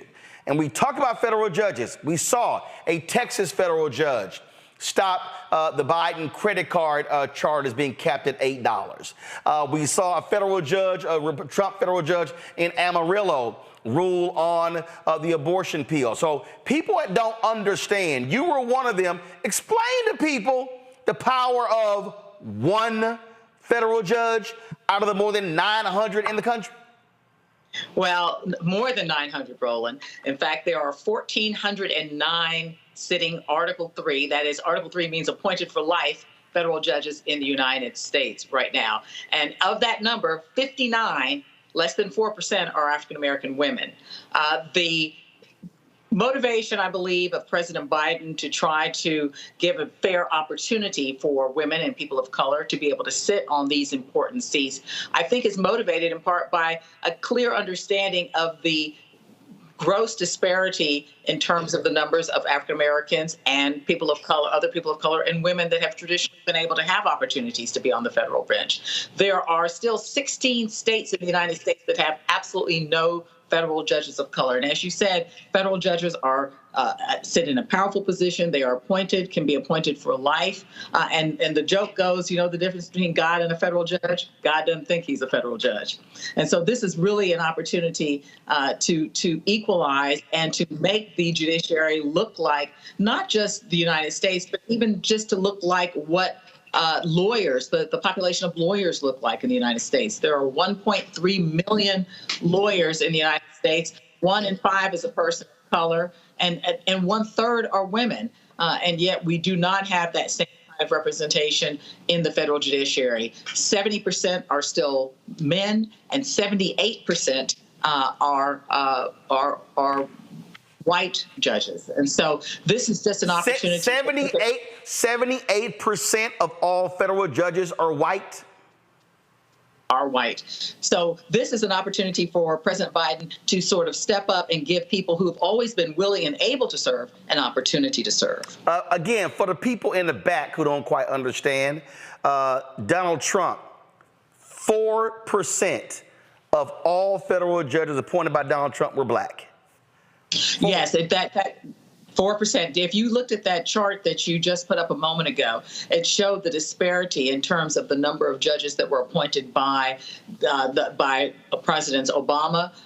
The next chart, I believe, Presidents Obama, Trump, and Biden. The first column on the far left represents the judges of color that were appointed and women that were appointed by President Obama. And then you get to the next one, Trump, and you see that red circle represents mostly white men that were appointed by President Trump. And then you get to Biden, and you see the vast disparity and diversity in terms of the number and the type of people that he has given an opportunity to be appointed to the federal bench for life. So you can see just by those charts right there at the bottom how vastly different. The chart at the top shows gender. Obama in the first column, Trump in the middle. You see it's the majority, more than 75% were men, and you see what we have now with President Biden. Very, very different in terms of the opportunities that President Biden has been able to give to people who have been willing to serve. Now he's giving them the ability to serve. But it's not just Biden appointees. You got to have a Dem-controlled Senate to also confirm those judges. And so those two things go hand in hand. Now, if folk want to understand what Donald Trump is saying right now about federal judges, listen. Then I called up my people and I said, I have a guy from New York who's an incredible lawyer, he's got the right temperament, he'd be a really great judge. Oh, good, sir. How old is he? I said, he's 69, sir. So he's going to be there for 2, 3, 4 years. We like people in their 30s, so they're there for 50 years or 40 years. We don't want, and as soon as they said that, I realized, yeah, they're exactly right. My administration will again adopt rock-solid constitutional conservatives to be federal bench justices and judges, but in the mold of Antonin Scalia and Justice Clarence Thomas, who, by the way, right now is under siege by the radical left. Yeah, under siege because he's taking gifts from white billionaires. Let's just be real clear. And the reason that distinction is important because he can mention Clarence Thomas, but he ain't talking about naming no black judges. Again, it's going to be largely white men. When I talk about the power, again, I grew up in Houston, and there have been thousands of federal judges since I was a kid, but the name William Wayne Justice sticks out because I heard his name every single day on the news because he oversaw the Texas prison system. So the power of federal judges is huge in this country, and I think too many people don't understand why who you vote for president and who you vote for a United States senator has a direct correlation to federal judges, and then those are the folks who are ruling on class action lawsuits, who are ruling on death penalty cases, and so federal judges matter. Absolutely, Roland. You've hit the nail on the head in terms of that one. First of all, only senators that are of the same party as the president can recommend somebody to be nominated by the president to become nominated for a federal judicial position. So if there is a Democratic president, only Democratic senators can recommend somebody to the president to be nominated to the federal bench. So who those senators are matters just as much as who the president is matters. Because once those judges are appointed, they are deciding many important issues, like the ones that you raised, gun rights. They are considering issues relating to women's right to choose. They are considering and evaluating important environmental issues. In terms of the Clean Air Act and the Clean Water Act. They are deciding very important issues in terms of school choice. So there are a number of issues that are under the direct control of federal judges. And what people don't understand is that the federal trial judges make a lot of those decisions. Very, very few cases make it all the way to the Supreme Court. The Supreme Court hears less than 60 cases a year. And so the 1,409 federal Article III judges that are making these decisions, the majority of them are on the trial and the appellate courts. Only about 60 cases make it all the way to the Supreme Court every year. So who is appointed to these federal trial and appellate courts is extremely, extremely important, and that largely depends on who the senators are and who the president of the United States is, because only senators of the same party as the president can make that recommendation. Questions from the panel. Scott, you're first. Hi, Judge. Scott Bolton here. My father was a state judge in Illinois before he passed away a few years back, and we would often debate the following issue: the politicalization of federal appointment of judges, Republicans' appointments, Democrat appointments. And when I say politicalization, what I mean is, well, a conservative Republican judge is going to give you conservative decisions, and a Democratic judge is going to give you these more liberal Democratic decisions that seem to be pro for the Democratic Party. He didn't believe that. He believed that generally that may be possible, but not necessarily. And we know the annals of history in the Supreme Court. There are a lot of conservative judges that were appointed by Republicans who turned out not to be the friend of a Republican president. Could you kind of comment on that debate and whether you agree or disagree with the debate I would have with my father? Okay. And see, you would bring your dad in here now. He's not here to defend himself. That's not fair. You're right. I'm sorry. But let me say this.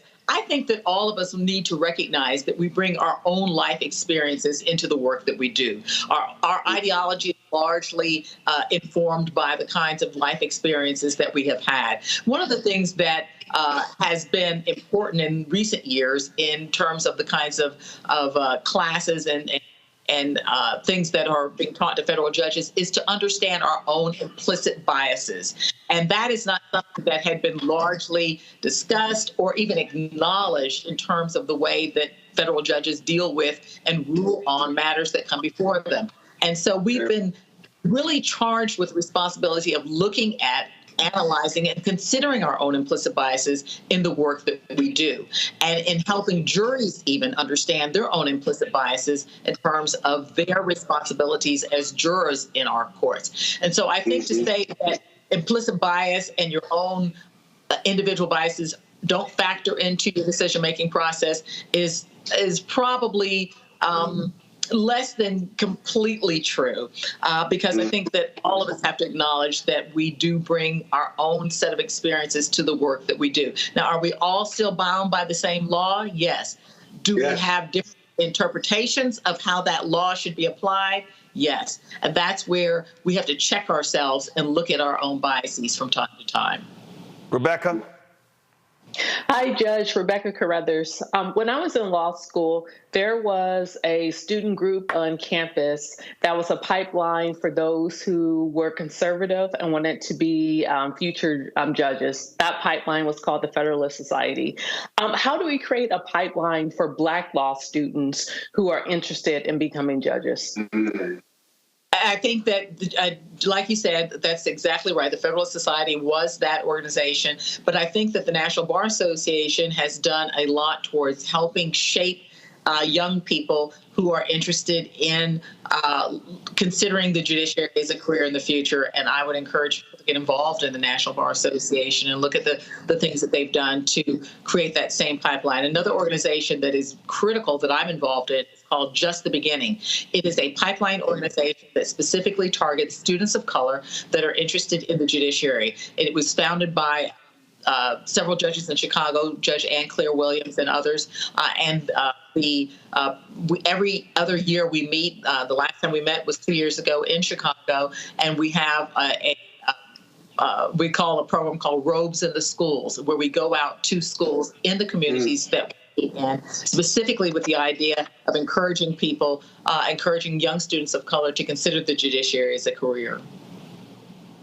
Well, you said the Federalist Society was, no, they still are very much involved, and that's what their total focus is, to train up multiple generations of right-wing federal judges. They're very clear about that. But this news is good, and again, we spend lots of time breaking this thing down, Judge Gilmore, and getting folk to understand. If you sit the election out, do understand that there are folks on the right.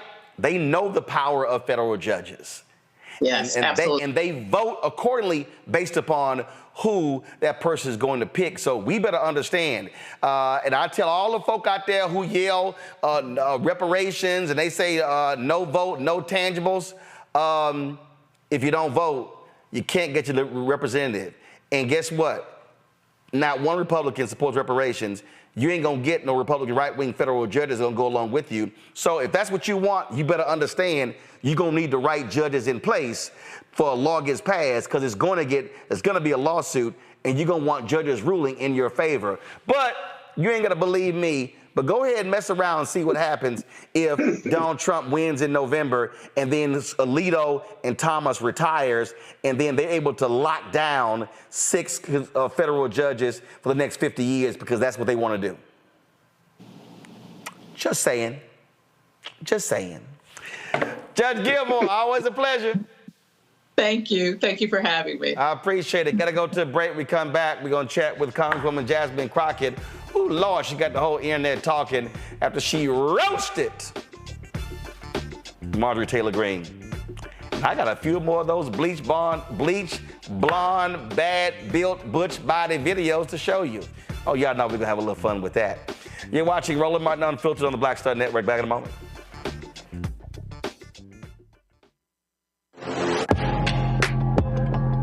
A lot of y'all have been asking me about the pocket squares that we have available on our website. You see me rocking the Shibori pocket square right here.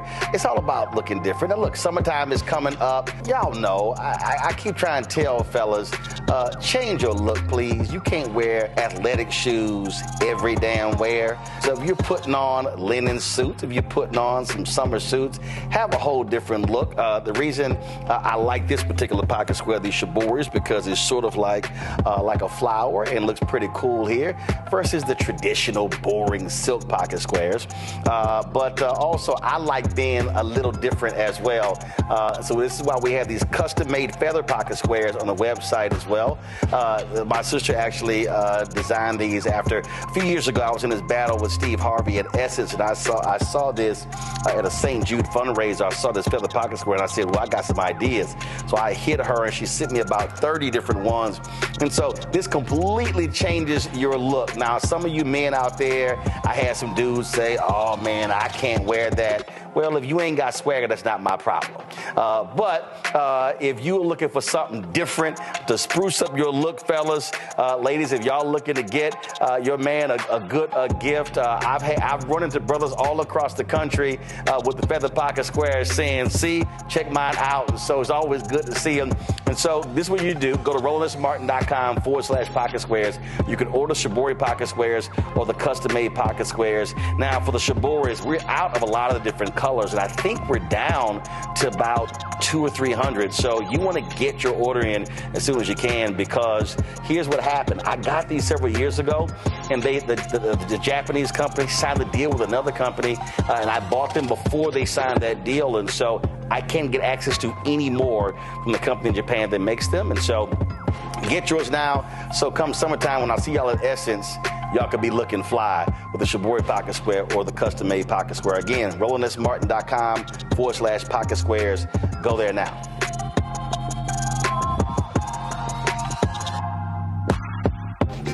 I'm Marissa Mitchell, a news anchor at Fox 5 DC. Hey, what's up? It's Tammy Roman, and you are watching Roland Martin Unfiltered.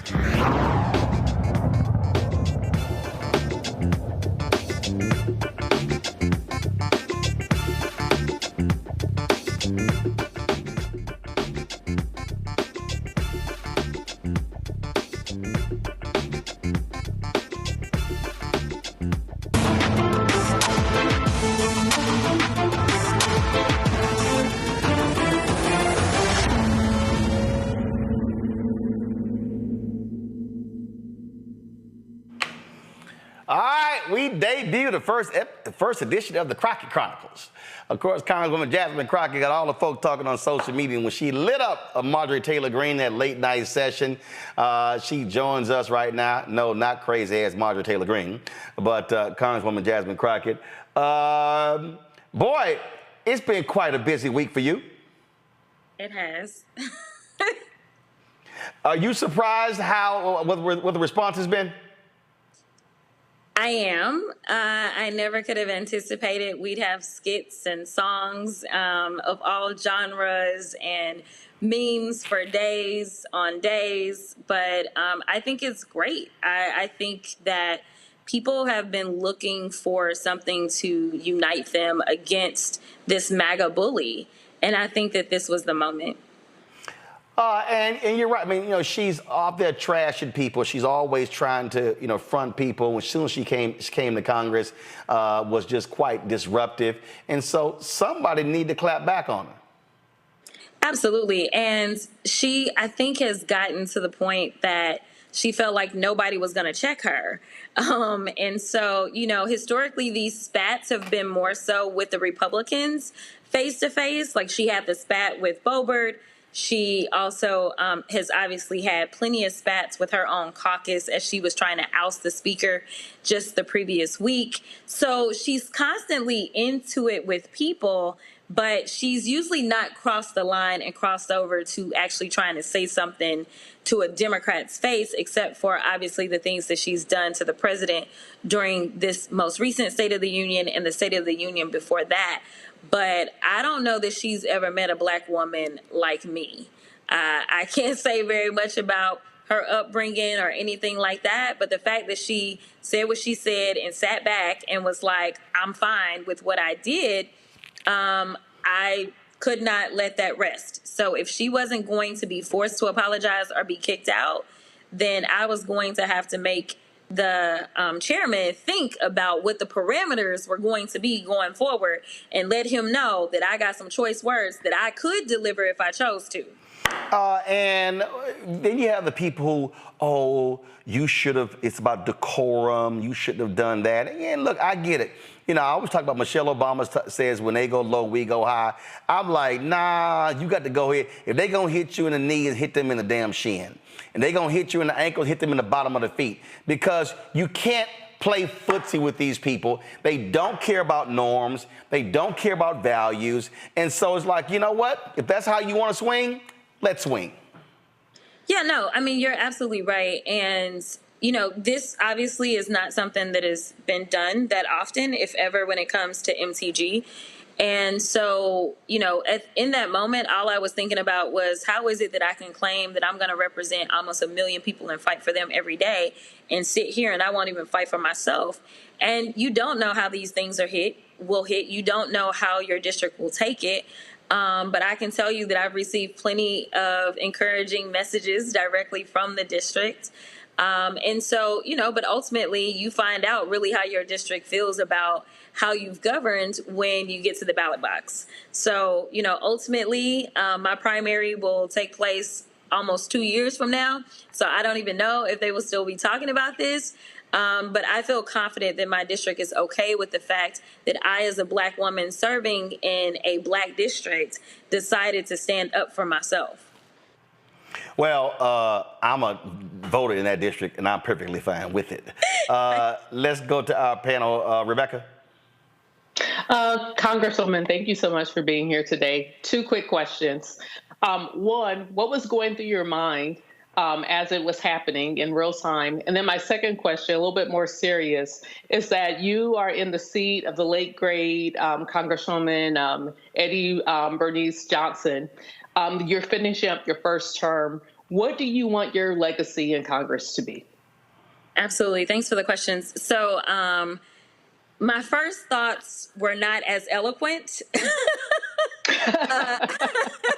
I will be honest. They were not. And, you know, when somebody comes at you wrong, you always have something that you're ready to say. So honestly, my first thought was, if you had some lashes, you may still have your husband. That was like my first thing. But I restrained myself and said, I'm going to let the process work. And before I could say, we need to go ahead and take our words down, AOC jumped in. I appreciate my sister. She jumped in almost immediately. And as y'all could tell, AOC was fired up as well. And what y'all didn't know is Ayanna, my big sister, was sitting off camera and she was about ready to handle some folk as well.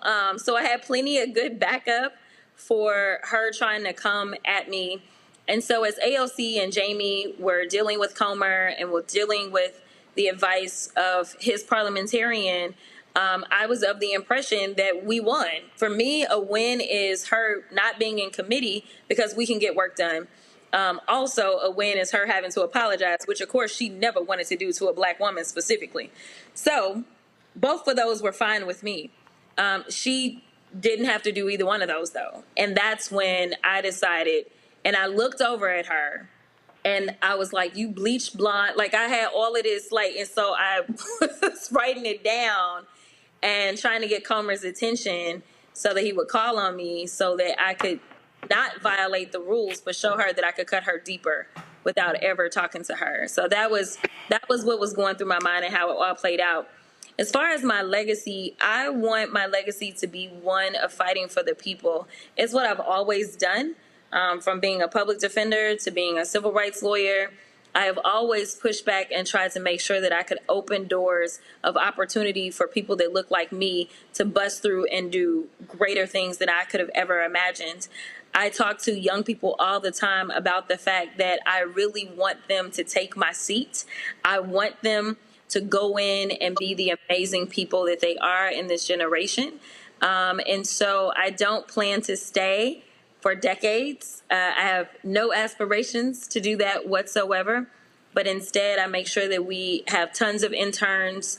We make sure that we're training them up, educating them, and my hope is that I won't be representing this small fraction of a fraction of a fraction of black women that have served in Congress, but instead the numbers start to be more reflective of what the numbers are in this country. Scott? Yeah, hey, Congresswoman A. Scott Bolden. You know, as a lawyer, questions can be more piercing than statements. And while most people say that you called her that, you actually put that in a question to Comer. I didn't miss that as a fellow lawyer, which in my opinion was just brilliant. It's like going in the back door if the judge won't let you go in the front door. So I admire you for that. I want you to talk about how difficult it is. Like, where do you go from here? And how difficult it is to work in Congress, to get things done for your district or for all of us when you really don't have a viable political party on the other side. Democracy needs two strong parties, and you're in Congress, and you got to work with people to get stuff done. But the Republicans don't seem to be interested in getting stuff done. They seem to be interested in kind of power and winning and going after the other side. So can you just kind of talk about, one, where you go from here, and two, how do you matriculate in that very difficult environment, notwithstanding the irrelevance of Congresswoman or MTG? Yeah, so great question. And I'll be honest and tell you that I have absolutely built better coalitions than MTG has probably ever dreamed. So while I'm the minority, just last week, or actually, I think it was the same week. So yeah, so last week, I was able to get a bill out of oversight committee of all committees in a bipartisan way, because it was just good legislation. It is still difficult to get good legislation out, but I understand where the middle resides. Right now, one of my best partners is actually my senior senator from Texas. You know, Cornyn approached me and said, I don't want you to have to go and look for a Democrat to carry the bill if you are actually coming up with legislation that is good for Texans. And so he's carrying a number of my bills and has actually been a huge champion of some of my legislation. So, you know, I understand how government works, and I want it to work in any way that it can. Right now, we're in obviously divided government, which means I won't get some of maybe my landmark legislation passed, but I still want to get things done. And there are still a few Republicans that want to get things done. They are becoming lesser and lesser by the day. But I think that I've been somewhat effective. We also were able to get monumental legislation into the FAA Reauthorization Act that really flew under the radar, thank God. But this was funding to make sure that hopefully we can increase the number of African Americans and Hispanics that are entering aviation, which can be very expensive, but can obviously be very lucrative. And so we set up a situation where basically there will be full rides for those attending land-grant HBCUs as well as HSIs to go into aviation. In this crazy anti-DEI environment, we were able to get that done because we were working with everybody that mattered. So I do want people to know that we are working. This is just one of those aberrations. But even in the midst of somebody coming at me, I can defend myself. And honestly, I've had Republicans coming up to me. Now, they probably won't go on Fox News and say anything. But, you know, one of the Republicans today was like, I love your lashes. Like, I mean, you know, they're good. Like, they're not mad at me. I've gotten winks and thumbs up from, like, female Republicans. Like, everyone was waiting on somebody to go in on her. So what do you say or do, like, when you go to you run into Marjorie, you run into Green on the hall or in the bathroom, other than putting your hands on her? What do you say? What do you think? Or do you just ignore her? I'm very practical in my practice. I mean, it just got to be a difficult circumstance. But, you know, what do you do? Or have you? Have you run into her since that? Yeah, you That's a compound question, forgive me. No, we don't communicate. We never really have. And because Democrats sit on one side, Republicans sit on another, we have different doors to enter, whether we're entering the floor or whether we're entering the committee. So you don't necessarily have to interact like that. But today was my first committee hearing back in oversight, and she did not show up. And it's my understanding that she didn't show up to her Homeland Committee either today. So I'm not really sure where she is, but committee was a lot smoother without her. So she, as I'm concerned, I think everybody was happy. So yeah. All right. Well, you know, she's got something really unique.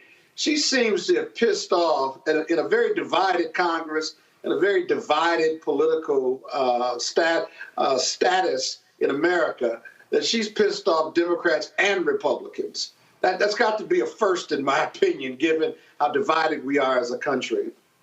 She has, but nevertheless, I think I was told that she's their 5th highest fundraiser. The people that are higher than her are all in leadership. And so she does this for dollars, nothing else. This is the only reason that she does it. And so it's really disappointing that her behavior is consistently rewarded in the form of money. But when we look at polling, she actually polls the lowest of any Republican. She polls lower than the speaker. She polls lower than everybody. So when you look in a consensus type world, honestly, the majority of people do not like her in this country, but she has a solid group of people that will put their $2 and $3 behind her versus, you know, having a similar group of people that love, say, some of the Democrats and will put their $2 and $3 and $5 behind us. Yeah, sad but true. But thank you for being there for all of us. I understand that you have trademarked bleach, blonde, bad, built, butch body. True? Yes. So we filed for the trademark. And just to be clear, we did not file in my personal capacity. I filed under the campaign. And that was because this is becoming something that's in demand. And so the idea of people profiting, that's not really what I'm doing. I'm definitely not profiting in Congress. It's a poor existence, to be clear. But, you know, I'm a lawyer. Some people think I just play one on TV, but in real life, I'm a lawyer, and I was a business major as well, undergrad. And so with recognizing the demand, for me, this was an opportunity to turn lemons into lemonade and make sure that what she meant for bad, God meant for good, and we could actually use the money based on the demand that people are making on these T-shirts and all the other merch to actually put that towards my reelection, along with me being able to support other candidates to make sure that we take the House. All right, then. Well, it has been quite an interesting week. And so I saw, last question, out of all the different ones you've seen and heard, your favorite? I don't know. There's so many good ones. There's so many good ones. One of my colleagues said she was in the DR this weekend and they started playing one of the songs. And then I got a video this morning because they were playing it on the radio this morning. They were playing a couple of versions on the radio this morning in Dallas. So I'm excited about the music. Keep the music coming, especially since it's so educational. But yeah, this gives people something to look forward to, and hopefully people are recognizing that it's not just the presidency, but it's looking all the way down the ballot. It's looking at who's running for U.S. rep and state rep and things like that. And hopefully they will be encouraged to do some research and get out there and vote for great candidates. Well, it was quite interesting because like the first day, Keenan on my team, he put together one with AI real quick. Y'all had that one ready? Okay, he did a remix. Okay, play his remix. Bleach blonde, bad built, butch body, shut your trap. Jealous of my style, cause you know I got that snap. Talking loud, online, you ain't built for that scrap. Keep your distance, I ain't dealing with your cap. You think you slick, tryna flex with your fake gold. All that botched up, surgery, you look old. Bleach blonde, she dyed, roots showing real bold. Ain't got no shape, but acting tough, man, you cold. Whispers in the crew, you know you can't relate. Bad built, botched up, jealousy's your trait. Can't fake all right, so he put that one together. Did you hear the gospel one? Yes, I love it. It's so amazing. Y'all roll that one. Roll that one.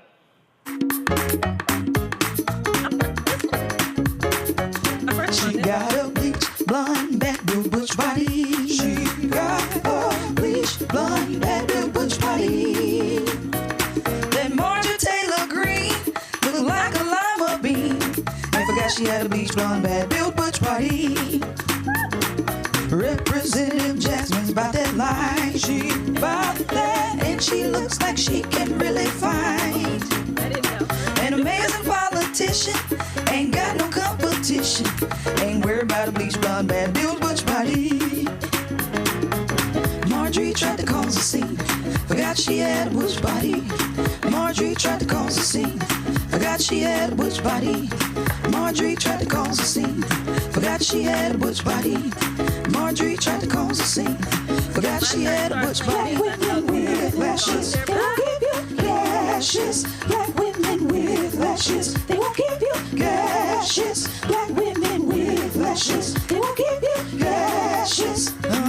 Don't come for us unless we sit for you. She got a bleach blonde, bad built butch body. She got a bleach bad built butch body. A bleach blonde, bad built butch body. She got a bleach bad built butch body. Did one. Say it again. Isaac Hayes' son did one. Oh, I know. It was called the clapbacks. Roll it. Yes. He did one. Roll the clapbacks. She's a bleach blonde, bad built butch body. She's a bleach blonde, bad built butch body. She's a bleach blonde, bad built butch body. And she better not talk about nobody. Marjorie Taylor Greene is built like a shake machine. Nick notes in the face, cereal box in the waist. She better learn her place, cause she's about to catch a case. Talk about a black woman's lash, she'll definitely whoop your ass. She better get her face right, cause she looks like a pack of Bud Light. Oh, yeah. Bad built butch body. She's a bleach blonde, bad built butch body. She's a probably the one. So that's that old school sound. The brother King Wallonius, I gotta admit. That one. That one is so. That's so good. Yo, I was flying to Palm Springs for Anthony Anderson's 6th annual Celebrity Golf Classic on Saturday. Let me just say, I probably had that playing at least an hour on the plane. Roll it. I don't have that. How y'all don't have that? That was one of the first ones. I know. What is wrong with y'all? I see, Congresswoman, I told the staff, pull all of them. I told them, pull all of them. But see, it's not, I want all this whining y'all in my ear right now don't mean nothing. But yeah, but guess what? I'm always prepared. So yeah, roll it. Just pull the audio up. How y'all ain't have it ready? No, this is a good one. The organ getting me.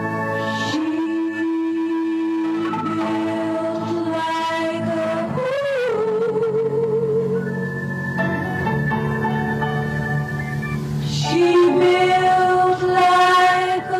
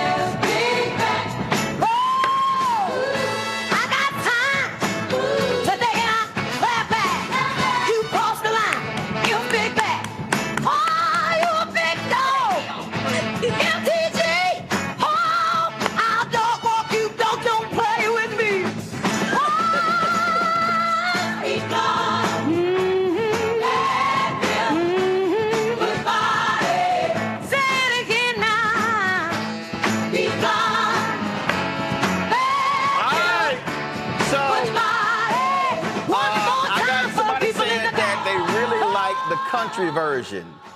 The country version was really good, but I love the ones where Comer is like, a wood now?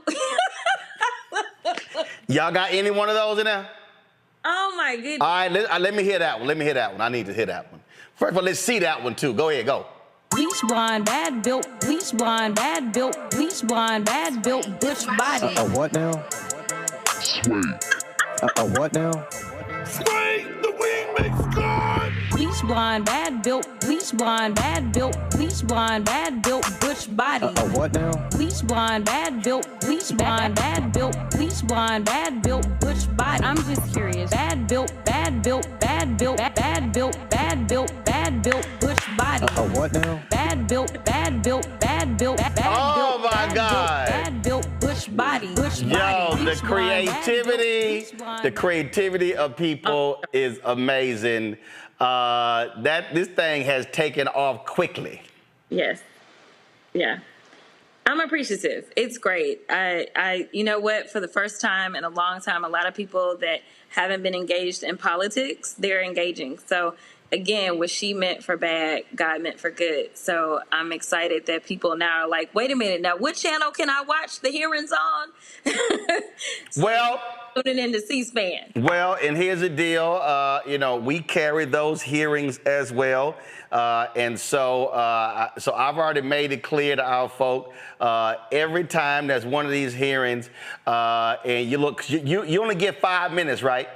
Yes. All right. So every time there's a hearing, we gonna have the full 5 minutes and run it on the show. And I told Carol, I said, 'cause look, I've had an open invitation to every CBC member since I launched 5.5 years ago, and most of them never take it up. We are more than welcome to have a weekly segment called the Crockett Chronicles, talking about whatever you want to talk about. So all you got to do, just have your people tell Carol, hey, this week I can come on Wednesday, this week I can come on Friday. And so that's every single week we can have the Crockett Chronicles to talk about what's popping. And of course, we having fun, joking, but there's also real policy stuff we can talk about. So we're looking forward to making that happen. Absolutely. I appreciate you. All right. Guys, hold up. I got real quick. Y'all, pull the photo up of that fake Delta in Georgia. Congresswoman, did you see this? Did you see this here? This woman right here is a state representative in Georgia. Old girl has been fronting, saying she's a Delta. The Deltas put out a letter. Okay, apparently she ran for re-election. And she was running against a Delta. Can't nobody see that letter, y'all. She was running against a Delta. Well, what happened was the Deltas had to put out a letter stating she was not. They have no records whatsoever to support her being a member. Now, there was a woman she was running against who is a Delta, and they said she was a certified member of Delta Sigma Theta. So now you a Delta, how you feel about a homegirl down in Georgia fronting that she's a Delta? She clearly knows nothing about Delta, because one thing the Delta does is stand on business. Baby, you was never going to get too far, not in the public limelight with that fraud going on. Now, she won. She won, but the Deltas have put out a letter saying they can't find no evidence anywhere that homegirl. She literally she literally posted this on Delta's Founders Day. Straight up. Yeah, no. But I'm saying there's no way you can be in the public life and Delta not know who you are and be clear whether or not you're a member of Delta Sigma Theta Sorority Incorporated. Delta knows me very well. They know. They got all my records. So I don't even know why she tried to play with Delta. And that's got to be embarrassing, because it's got to make her constituents think, if you would lie about something like this, what else are you lying about? That was absolutely crazy. So, woo, that was a trip right there. Congresswoman Crockett, I appreciate it. My parents at my house here in Virginia because my niece graduated, so they kicking it. So I'm sure because Send them my love. Because they constituents too, since they living at my house. So they are always down there working the campaign. So I'm sure they quite enjoyed this segment. I appreciate them. All right, I appreciate it. Thanks a lot. See you later. All right, Rebecca Scott. It's crazy how this bleach blonde, bad built butch body thing is taking off, Rebecca. That's pretty wild. I mean, I applaud her for all the alliteration. Like when she was saying it, in my mind, I heard the 6B, which is the B word, when she said that. But you know what? She had to keep it classy. And, good for her for using this as a moment to be a tool to really introduce people into politics and policy. Good for her taking this moment. And I hope that as she continues to grow in the Congress, she could bring more people into the process to make Congress accessible to all. So good for her. Scott? Alliteration strikes again. Alliteration. Do you know what alliteration is, Roland? If you don't, it's where you use several words with the first consonant for each word. So very effectively used. So God bless her. Such as bolded is always boring and brief. You mean like that? No. You mean that alliteration? What? How do you come up with that alliteration, though? Like what? That's not like in my vernacular. Bad bleach, butch ass body. You mean bolding, being broad, never brief. Whatever. Do you want me to go with a series of B's? Do you want me to go with a series of B's dealing with you?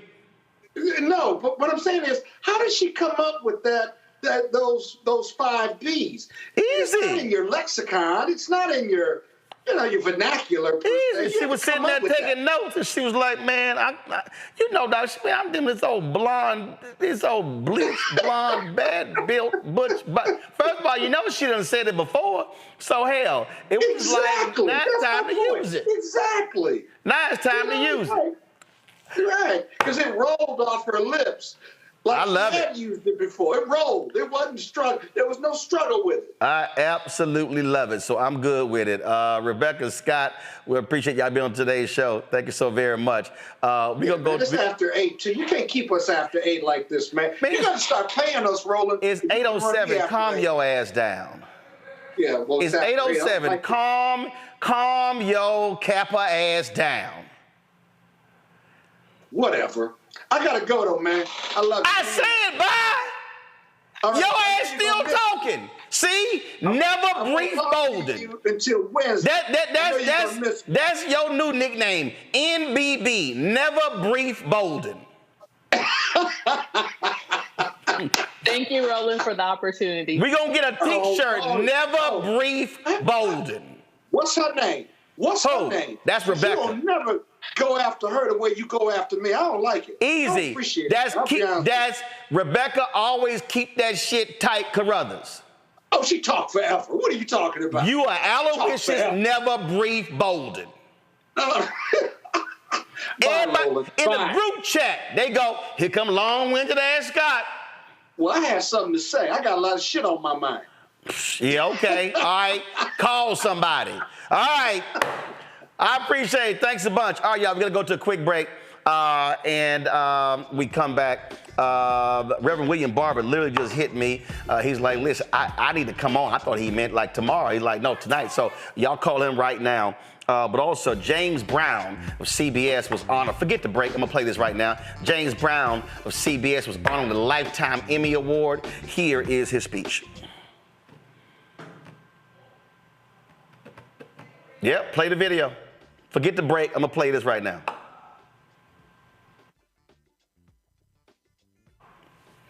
Hold on. I told y'all to pull it. Okay, I ain't waiting on y'all. Let me just go ahead and get it myself. I'll be a lot faster. I don't know how y'all, y'all didn't pull it? Y'all didn't pull it? Mm-hmm. Thought so. I told y'all to pull it. See? Go to my iPad. Even more in common. So I am so honored to present this Lifetime Achievement Award to JB, which is so totally deserved, and to pay him the greatest compliment I ever could. He reminds me of my father.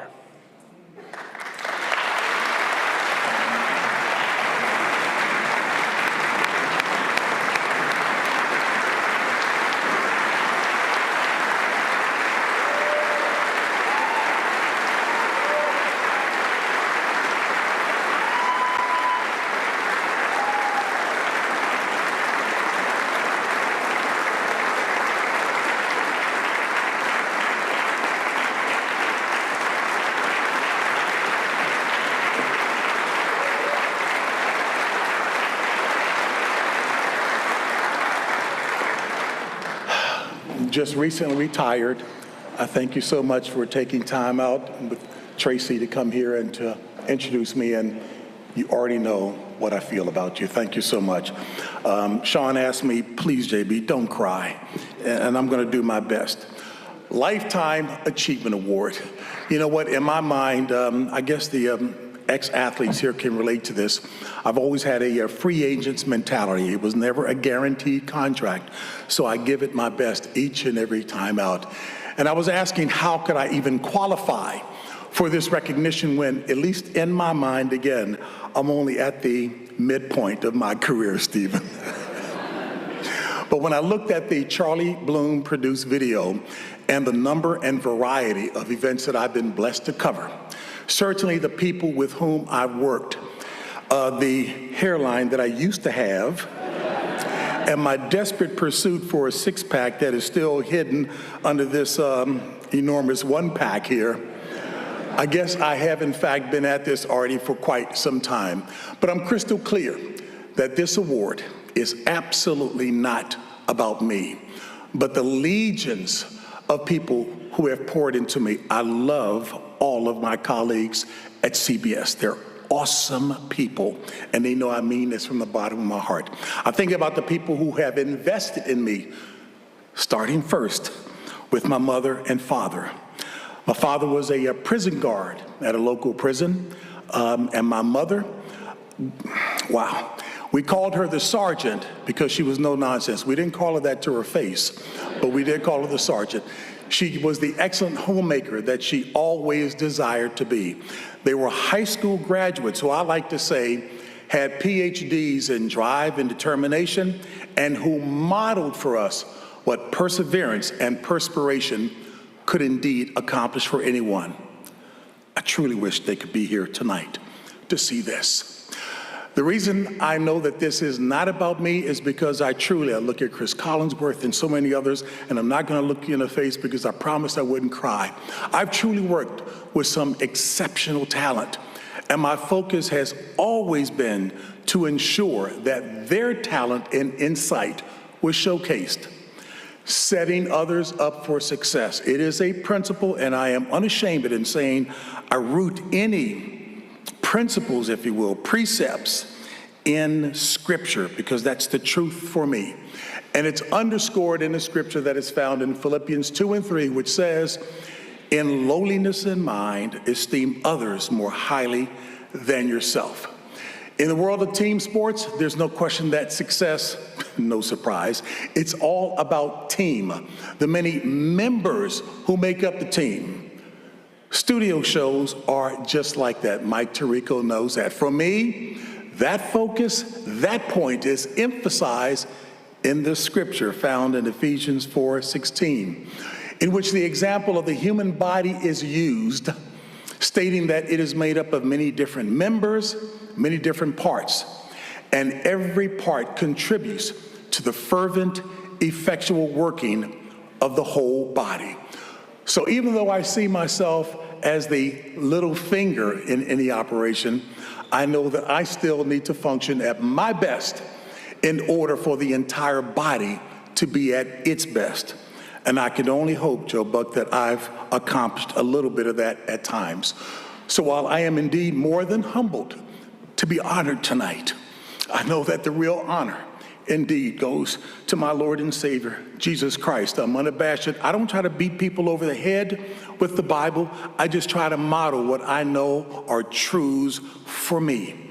Because in Psalm 75, 6 and 7, it says, promotion doesn't come from the east, nor the west, nor the south.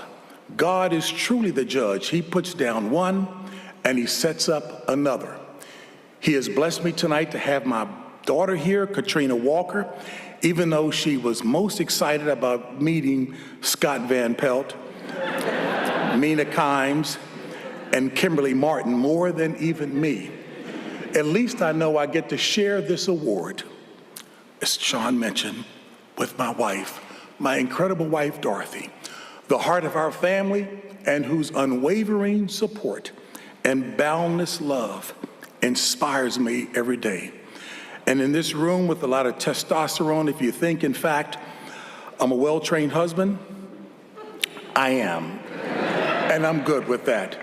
To Natus, thank you from the bottom of my heart.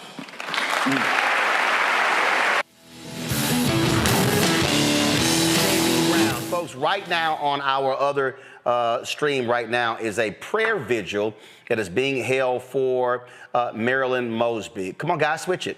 What's happening tomorrow, she's going to be sentenced beginning at 10:30 a.m. And so this is the prayer vigil. Just pull the audio up. And your protection as she stands in the crosshairs of an unjust system led by unjust people who carry agendas personal and professional, individual and systemic, open and hidden in plain sight. In this crucial and trying time, we ask you to undergird our sister, your daughter, with your strong arm. May she know and feel your comfort, your strength, and your avenging presence surrounding her. No, God, we selfishly ask for your strength for ourselves as we navigate assault after assault, slings and arrows, as we fight the righteous fight of justice, as we bear witness to the violence inflicted on Black bodies and Black minds. Though we sometimes grow weary, heavy-laden, and overwhelmed, help us to remember that you are still God, that you are still our God, that you are still a strong tower, that you are still righteous, that you are still the rock, that you are still our provider, that you are still able, that you are still our source, that you are still our peace, that you are still our God. And finally, God, we pray for those in whose earthly hands this decision and the fate of our sister rests. Prick their conscience, disturb their rest. Speak to them in their waking, resting, breathing, and sleeping hours. Give them courage to rise and to stand in integrity and on principle. Give them wisdom and clarity of thought. Remind them of their responsibility and their obligation to do justice and to love mercy. We, your sons and daughters, we claim justice. We claim victory. And because we ask these things in your strong and mighty name, we declare that it is so. And all of God's children say, amen and amen. Amen. Thank you. Amen. And thank you, Bishop Daughtry. Bishop William Barber is here from the College of Affirming Bishops. Bishop Barber, you still with us? I am. Please, sir. Please, we welcome you in prayer. Let us join all of us in one heart and one prayer, one mind. God, your word in Exodus 23 says that we are to stay far from false charges and hypocrisy. We are not to kill the innocent and the righteous. For you, O God, you said you will not acquit those who devise wicked plans. Tonight, as we come in prayer, we are praying that you would shake and shake up the plans of those who would engage in falsehoods and hypocrisy against our sister. That whatever the plans may be to hurt her, the end would be far from those plans. Whatever the plans are to use the judicial system for vengeance, that the outcome would be far from those plans. Whatever plans there are to try to make an example out of her because of where she has stood in the past and what systems she has chosen to take on, let the final outcome be far from the intended plans of those who do not have righteousness on their minds or in their plans. And then, God, we pray that somewhere in their hours of being alive and thinking, that they would hear your word, that you do not acquit the wicked, that which you sow, you reap, that when you use the systems that are meant for justice, for purposes of injustice, that in the grand scheme of things, somehow what you have done comes right back where you are. We do not wish that on anyone, but we wish that they would hear that there is a certain justice in the universe itself, that it might bend long, but it does bend toward justice. And finally, God, we pray for our sister. Yes, she's a justice warrior.